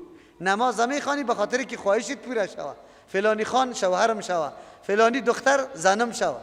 تو خود کل عبادت به خاطر الله نکردی، به خاطر ازی کردی، او احکام الله را مکمل عملی نکردی. شرط دوم قبولیت دعا است، فلیستجیبوا، که مکمل تو اجابت کنی، فرمان روایی الله متعال، نظام الله را بپذیری. سوم شرط ولیؤمنوا بی، باید که یقین داشته باشه، ایمان داشته باشه بالای ما که من پوره کننده دعا هستم. اگر شرطا را پوره کرد، موانع موجود نبود. قید موانع را از کجا پیدا میکنیم؟ موانع رزقت حرام نباشه، صله رحمی را قطع نکرده باشی، این گپا نباشه، بعد از الله دعایت قبول میکنه. لیکن تو امیالی قطعی غمشیره نداری، قطعی پدر نداری، قطعی عمه و خاله نداری، قطعی کاکا و ماما نداری، دشمنی قطعش کرده رایستی، باز میگی دعایم قبول نمیشه. لیکن تو هم امیالی تمامی خوردن، نوشیدن، لباست، خانت مکمل، رشوت حرام است، غذایت، نوشاکت، پوشاکت حرام است، از کجا قبول شود؟ اگر این گپا نباشه، این شرط پورا کردی، بعد از الله قبول میکنه. خب قبولیت عیناً هو به هو چیزی که تو مطالبه میکنی نمی باشه. گاهی اوقات الله متعال همون چیزی که تو مطالبه میکنی الله را همون چیزا برات میده. گاهی الله متعال در عوض از یک حاجت دیگه تا پورا میکنه که خیلی اهم است، تو نمیدانی، فکرت برات نیست، خو الله حاجت تا پورا میکنه. گاهی مصیبت سری تو آمدن است، الله متعال به جای دادن همین حاجت تو همون مصیبت دور میکنه. خب گاهی الله متعال چیزی که تو میخوای او را هم نمیکنه، حاجت دیگه تام پورا نمیکنه، مصیبت هم از پیش دور نمیکنه. دعا را میگذاره که ذخیره آخرتت شود. دعا را میگذاره که ذخیره آخرتت شود. هیچ دعای یک مؤمن که شرطایش پوره باشه نمیشه که قبول نشود. اینولی هر انسان خدا طول کنه، آزمایش کنه که دعای ما به کدام شرایط است و به کدام سیستم است، برش خود به خود معلوم میشه. ولیؤمنوا بی لعلهم یرشدون، ایمان سر ما داشته باشه به خاطر که یرشدون هدایت حاصل کنه، راهنمایی یرشدون در راه درست روان شوه. اگر عقیده به الله داشته باشی تو راه درست میری، اگر عقیده به الله نداشته باشی گمانا میکنی، گاهی میگی که دویم قبول نمیشه، گاهی میگی والا این قدر وقت من اینطور عبادتا کردم چرا اینطور نشد. اگر این گمانایی را داشته باشی باز دعا مایت قبول نمیشه. لعلهم یرشدون وقتی میشه که تو رشد حاصل کنی. احل لكم لیلة الصیام الرفث، حلال کرده شده برای شما روزه در شب روزه الرفث هم بستری کردن الی نسائکم به زنانتان، هن لباس لکم یا لباس برای شماست، و انتم لباس لهن شما لباس برای زناستی. پیغمبر علیه السلام در زمان پیغمبر علیه السلام روزه طوری فرض شده بود که هرگاه کسی خواب بره بعد از غروب آفتاب، یعنی از طرف شب، بعد از او چیز خورده نمیتونه، برایشان پس شوی نبود. یعنی وقتی که شام افطار کردن هر قدر که بیدار هستن خوردن میکنه، نوشیدن میکنه، هم بستری میکنه، برشان جایز. خو یک دفعه که خو کردی خلاص باز دیگه نمیتونستی. یعنی خو شروع و آغاز روزه توسط خو میشد دیگه. ما واری نبود که یک دفعه بخیزن بنایم پس شوی بکنن. بعد از در این مورد بعضی مشکلات ها به صحابه پیدا شد. یک صحابی که به نام قیس ابن سرمه رضی الله عنه یاد میکنه، او پس شوی نکرده بود، اما طور شده بود که خو رفته بود، صبایش روزه گرفته بود، زوف سرش آمد، بیگاه چیزی هم نبود که میخورد، زوف سرش آمده بود. او باز وقتی که مانده و زله بود زوف هم سرش آمده بود، خو رفته بود، حالی که خوراک هم پیدا میشد خوردن نمیتونست. الله متعالی حکم روان کرد، این حکم سخت الله آسان کرد. از او خاطر عالی بر ما الله حلال کرد تا وقتی که تبین نشد از فجر صادق ما و شما در طول شب خوردن نوشیدن میتونیم و همچنان شوهرها امرای زنا هم بستری کرده میتونه. الله متعال در اینجا حلال بودن از این را بیان کرد برای مؤمنا که عالی او سختی سر شما نیست. لیکن قرآن کریم بعد از ذکر از این بسیار نکات مهمه برای ما ذکر میکنه. چرا؟ در این شک نیست که زن و شوهر یک زندگی خیلی نزدیک داره، از هر نگاه نزدیک هستن. چرا الله متعال یار اولاد میده، رابطی از یار آنقدر قوی میسازه که هیچ پرسان نکو که هیچ ناگزستنی است، یعنی قطع نمیشه. خو لیکن وقتی این زندگی قدر با هم ملازمت پیدا میکنه، چسبایش پیدا میکنه، قوی میشه رابطهشان، چی احساس باید این هر دو داشته باشه، این زن و شوهر، چی رقم زندگی را پیش ببره. نکته عجیب و بلیغی که الله متعال بیان میکنه، اگر ما یک کمی تأمل داری یک جزئی آیت قرآن بکنیم و مطابق دستور الله زندگی خود عیار بکنیم، گویم در زندگی برای ما جنجال پیدا نمیشه. کدام تعبیر؟ تعبیر خیلی زیبا، تعبیری که زن و شوهر با هم لازم و ملزوم است، تعبیری که زن و شوهر یکیش مکمل دیگه است، تعبیری که رشد کمالات انسانی زن و شوهر یکی با دیگه بستگی داره. احترام متقابل، عزت متقابل، احساس متقابل. هن لباس لکم، یا لباس شماست، و انتم لباس لهن، شما لباس از واسطه. چی تعبیر زیبا. لباس چی است؟ لباس لازمی بدنم است، آنقدر نزدیک است که هیچ پرسان نکو. نزدیکترین چیز به بدن ما لباسم است، لباسم است. اگر این لباسم لکت پیدا بکنه من لکه دار میشم. نمیخوام لباسم چرکین باشه، نمیخوام لباسم را کسی در بده. کسی را چیر کنه، کسی لکه و داغ سرش بمانه. نمیخوایم که لباس مرا کسی دیگری بپوشه. لباس خودم است، لباسم است. عزتمندی ما، زیبایی ما، زینت ما توسط لباسم است. هر قدر که لباس ما قدر بدم، در هر خاک و خروج نشینم، در هر چټلی نشینم، ایرا باید خب پاک نگاه کنم، صفا نگاه کنم. زیبایی خودم است، رفعت و منزلت خودم است.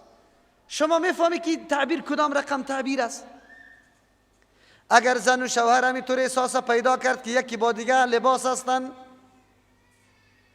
چه رقم لباس است؟ عیبای مرا مکمل پوشانده لباس نمایان نمیشه، مرا در بیرون بسیار زیبا معلوم کرده. زن باید همینطور باشه، شوهر خود در بیرون همی رقم جلوه بده، همی رقم حفاظت بکنه.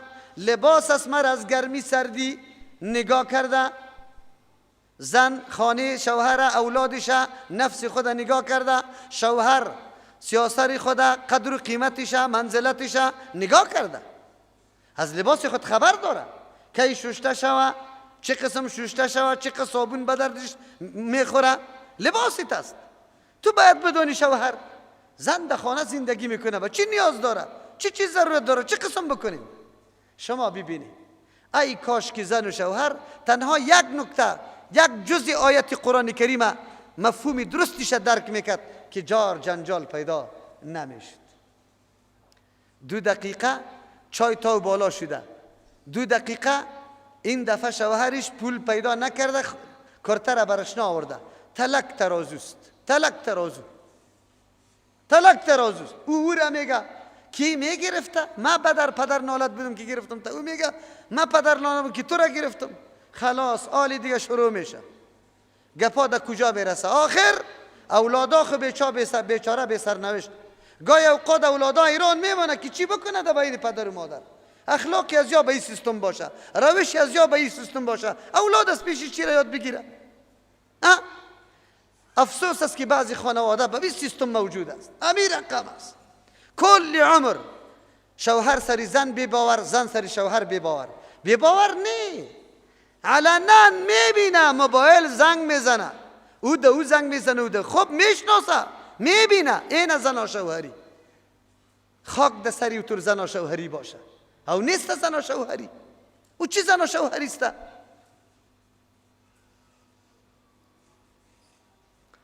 زن شوهری که پاس متقابل داشته باشه. زن شوهر بگه که تو وار شخص ما دیگه پیدا نمیتونستم، الله برم داده، الله نصیب کرده، من شکر الله را میکشم. شوهر به زن خود میگه که تو وار شخصیت الله برم نصیب کرده. این چقدر انتخاب عجیب بود، الله برم نصیب کرده بود. هر کدامش عزتمندی یکی دیگر را داشته باشه. چرا جنجال پیدا شود؟ چرا اشکال پیدا شود؟ اولاد متاثر میشه از مهر و محبتی اردو، و هم متاثر میشه. خصوصا زن و شوهری که واقعا اردویش پابند حکم الله متعال باشه. یکی از دیگه مسابقه میکنه، در تهجد مسابقه میکنه، در صدقه مسابقه میکنه، در نماز مسابقه میکنه، در تلاوت مسابقه میکنه، در اذکار مسابقه میکنه، در تربیت اولاد مسابقه میکنه، در توجه اولاد مسابقه میکنه. این طور زن و شوهر است. قرآن کریم تعبیرش ببینید چی یک تعبیر جالب الله متعال بر ما کرده و خیلی جامع را که کل نکات در بر میگیره. کاش که بدانیم، کاش که بدانیم زندگی رسول الله صلی الله علیه و سلم همراه همسرانش باید مطالعه شود. چی رقم زندگی را اختیار کرده، چی رقم حبش میآید در مسجد نیزه بازی میکنه. رسول الله شانه مبارک خود در دم روی استاد میشه. عایشه رضی الله عنها میگه بیا از پشت سرش از شانش بازی را در مسجد تماشا میکنه. استی تو همونطور کرده همی قسم دوش امرای عایشه رضی الله عنها کرده. مسابقه دویدن جایی که کسی نبوده اردو مسابقه زده که تو پیش میشی یا من میشم. کرده مسابقه. از ما خو پدر نالت سلامش که سلام برات میده، برو تیر که خدا رنگی تا گم کن. این زندگی ماست، این حالات ماست. خلیک اینی تعبیر از اسلام نمیکنه. این گاهی هم تمثیل از اسلام نمیکنه و تعبیر از اسلام نمیکنه. اسلام کدام زندگی را که برای ما بیان میکنه اینی زندگی است. هن لباس لکم، زنا لباس شماست، و انتم لباس لهن، شما لباس از واسطه. علم الله انکم کنتم تختانون، الله معلوم کرده بود که شما هستی که خیانت واقع میشه، واقع میکنه انفسکم، نفسایتان. چرا در او فرصت نمیشد، طولانی میشدن، مرتکب هم بستری میشدن، الله متعال سهولت و آسانی آورد. فتاب علیکم، رجوع رحمت کرد الله بالای شما، و عفا عنکم، اگر سابق از کسی خطایی شده بود عفا کرد. یا مانای عفا اینجا است، یعنی تخفیف آورد در حکم عنکم، در حکم از شما تخفیف آورد. چرا که خو میرفتی باز هیچ چیز نمیتونستی، حالی او طور نیست. خو کنی خب در پسشوی بخیزی تا که تبیین نامده.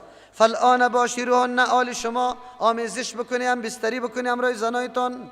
وابتغوا ما کتب الله، آمیزش زنا یک هدف نداره که نعوذ بالله شهوت رانی باشه، پورا کردن غریزه جنسی باشه. این هدف نیست، این یک وسیله هست، یک مقدمه است. هدف دیگه چیز است. یک نکته اینجاست، اشاره به این میکنه که انسان هرگاه آمیزش میکنه، هم بستری میکنه، هدف عالی داشته باشه. کدام از هدف عالی؟ وابتغوا ما کتب الله لکم، طلب کنی آن چیزی را که الله براتان نوشته کرده از اولاد صالح. از الله طلب بکنی که الله اولاد صالح بر ما نصیب بکو، اولادی که دعا بکنه پشت سر ما، اولادی که افتخار ما را بالا ببره، اولادی که یقینا ما توسط از او عزتمند باشیم، قدر و قیمت داشته باشیم. او طور اولاد یک نکته است. دوم، فالآن باشروهن، آل شما آمیزش بکنی، لیکن وابتغوا ما کتب الله لکم، منظور از آمیزشتان همیشه شهوت رانی نباشه که حتی شوای لیلت القدر هم سر همی شهوت رانی تیر کنی. اصل مقصد طلب حصول اولاد است و او در هر زمان میشه. شبای لیلت القدر دی کارو تیر نکنه. چرا؟ به خاطر که این موضوع خو لیلت القدر دیگه پیدا نمیشه، اما شبهای آمیزش پیدا میشه، شبهای همبستری پیدا میشه. مقصد از دست نروه، چیزی که از دست انسان میروه باز نمیه، او از دستتان نروه. شب قدر شما چی بکنی؟ او را از دست نده. و کلوا و اشربوا، بخوری بنوشی، حتی یتبین، تا ای که خوب واضح شوه، لکم برای شما الخیط الابیض، سفیدی تاری سفید، من الخیط الاسود، از تاری سیاه، من الفجر، از صبح. این تاری نخی نیست، این تاری بگوی که در کناری آسمان است. یک صحابی گرفته بود در زیر بالشت خود 2 دانه تار، یکی سفید یکی سیاه مانده بود. هر دفعه میخید سعی میکرد که یا با هم کی جدا میشه. یا وقتی صبح شده بود این تارا جدا نشد. پیش پیغمبر اسلام آمد، گفت یا رسول الله تارا خود جدا نشد. گفت اینک لعریض القفا، تو این پشت سرت خیلی لک است. یعنی نفهمیدی معنای چیست که نفهمیدی. مراد از این تارای نخی نیست، این تاری است، یعنی رشته یا چی است؟ رشته که در کنار آسمان است که سفید است. شام هم می رقم رشته داره، صبح هم می رقم است. وقتی که صبحکی صبح صادق برش میگیم که او روشنی پهناور است، اینطور مستقیم نیست خط مستقیم بالا شود در سر ما، اینطور نه، بلکه کناره آسمان سفید کرده. در دشتا بالکل واضح معلوم میشه. در کابل هم که چراغان نباشه خیلی خوب معلوم میشه. تا اونمو وقت خوردن رواست. حالی که آذانا داده میشه یکی دخولی وقت است. دخولی وقت توسط مطلق طلوع فجر است. تبیین آمده باشه یا نماده باشه. در مطلق دخولی فجر روزه بند نمیشه. از او خاطر در حدیث پیغمبر علیه السلام میگه که آذان بلال شما را منع نکنه از چی؟ خوردن نوشیدنتان، بلکه شما خوردن نوشیدن بکنید. مراد این بود که او آذان در عین دخولی وقت میگفت. پس اونجا تبیین نامده بود، تا تبیین خوردن جایز بود. از امو خاطر اکثر اوقاتی طور که آذانا میشه یک آدم میگه والا یک پیاله او بخورم، او خورده میتونه، بالکل میتونه. در این روزا خی مردم وقتا رم نمیشناسه، بیقدر وقت هم بعضیش آذان میده. اصل تبیین است، یعنی خب معلوم شدن سفیدی بعد از او بند شدن است. اگر یک آدم به سهو فکر کرده که والا طلوع نشده و بعد از او پس شوی کرد، بعد از او فهمید که یک طلوع کرده، روزش بجای است. روزه شده تا ای که برای شما واضح شود. ولا تباشروهن ثم اتموا الصيام، بعد از پورا کنی روزه را الی اللیل تا شب. ولا تباشروهن، شما مباشرت نکنی، هم بستری نکنی همراه زنایتان. و انتم عاکفون فی المساجد، در حالی که شما اعتکاف نشسته هستید در مساجد. تلک حدود الله، احکامی که ذکر شد از اول تا آخره که الله متعال گفت شما نزدیک نشوید به همراه سیاسرایتان در این وقت، یا مثلا این کار نکنی. این کلی از یا حدود الله صلی الله تعیین کرده این چیزا را. فلا تقربوها، نمیگه فلا تفعلوها، نکنیشا، نزدیک نشوی. قرآن کریم برای ما میگه مثل که شی حرام حرام است، آن چیزی که وسیله به سوی حرام میشه او را عمد کار نپرتی. اشاره برات کرد که جوان، تو خو خیلی جوان هستی، آلی قطع سیاسری خود یک جای در روز چرا خو میکنی؟ قطع سیاسری خود چند کوچه است چرا میکنی؟ پیغمبر علیه السلام عایشه رضی الله عنها سوال کرد رسول الله تقبیل میکرد؟ بوسه میکرد سیاسری خود در رمضان؟ گفت بله پیغمبر خود تقبیل میکرد، لیکن ایکم چیست؟ املک لاربی، کدام شما خیلی مالک حاجت خود است مثل پیغمبر واره؟ یعنی شما او توان نداره. کسی که توان نداره دست اندازی نکنه، باز پسان پشیمان میشه. اینطور کار نکو، چرا که توانش نداری. در غیر زو مسئله اعتکاف شد. کسی که اعتکاف میشینه او مکمل شب یا روز امرای سیاسری خودم بستری کرده نمیتونه. چرا؟ اونجا لازم گرفتن جای عبادت است، انقطاع از مخلوق است، از کلگی، از اولاد، از زن، از دکان، از مکتب، از هر چیزی که تعلق داری خود کندی، فقط تعلق تا به الله بسته کردی. این را اعتکاف میگه. این عبادت بود، پیش از این عبادت بود. و اعتکاف سنت امیر میگه که 10 شب اخیر رمضان مردم میشینه. پیغمبر علیه السلام در کل عمر 6 تا، در سالی که وفات شده چیست 2 دهه، یعنی 20 روز 6 تا. بعد از وفات رسول الله صلی الله علیه وسلم ازواج مطهرات هم 6 تا. در اجرای خود نه، در مسجد نبوی خیمه زده. آلی که کدام زنا میگه من در خانه اعتکاف میشینم، صحیح نیست. چرا که شرط اعتکاف در مساجد است. بله اگه همو طور میشینی تنها انقطاع از مردم برات بیاید، امی هم یک ثواب است، لیکن اعتکاف سنت ادا نمیشه که تو آلی در درس قرآن نبی به نام ازی که من معتکف هستم.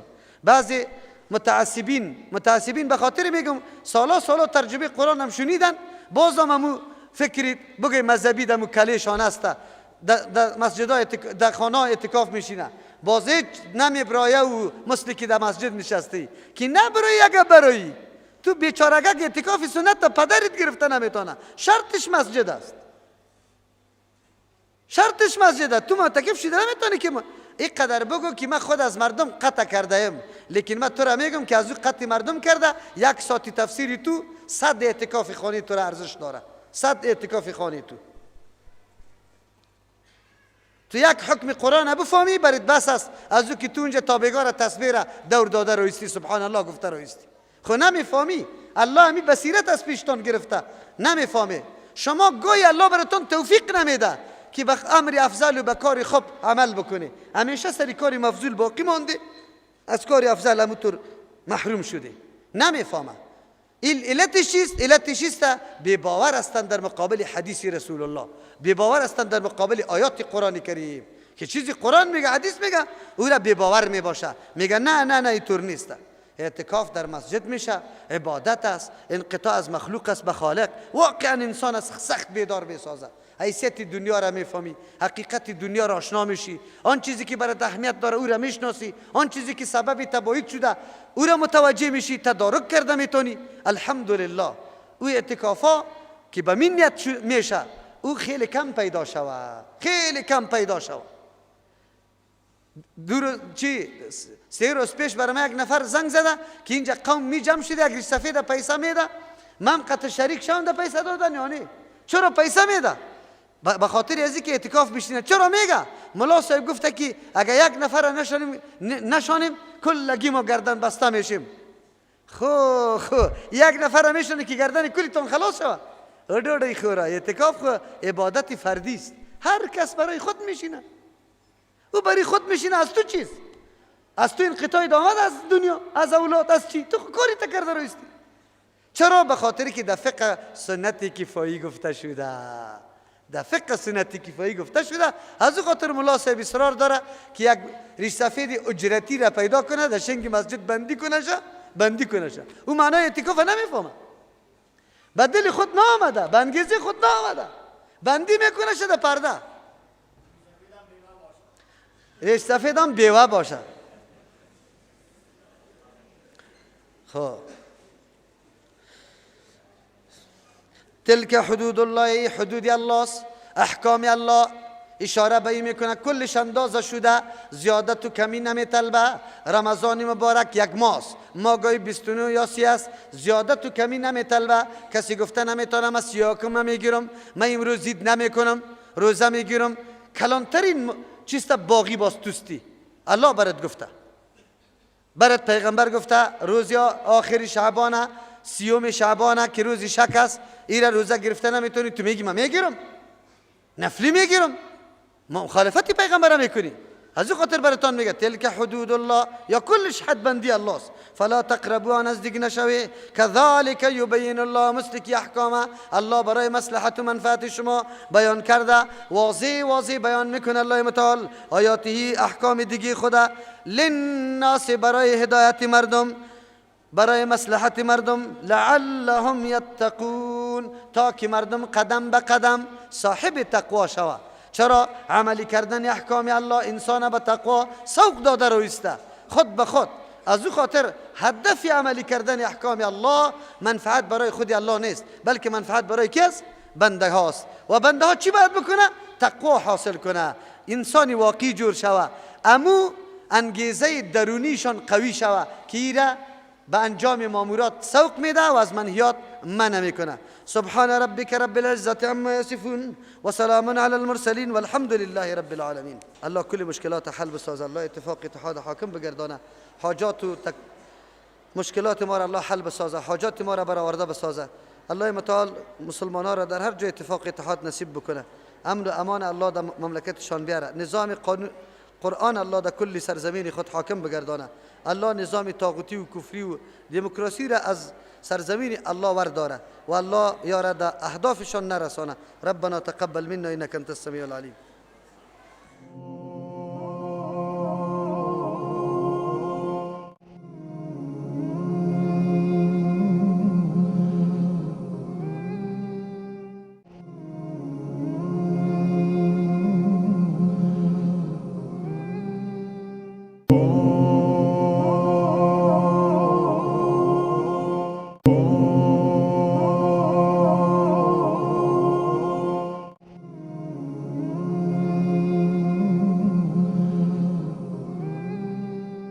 Oh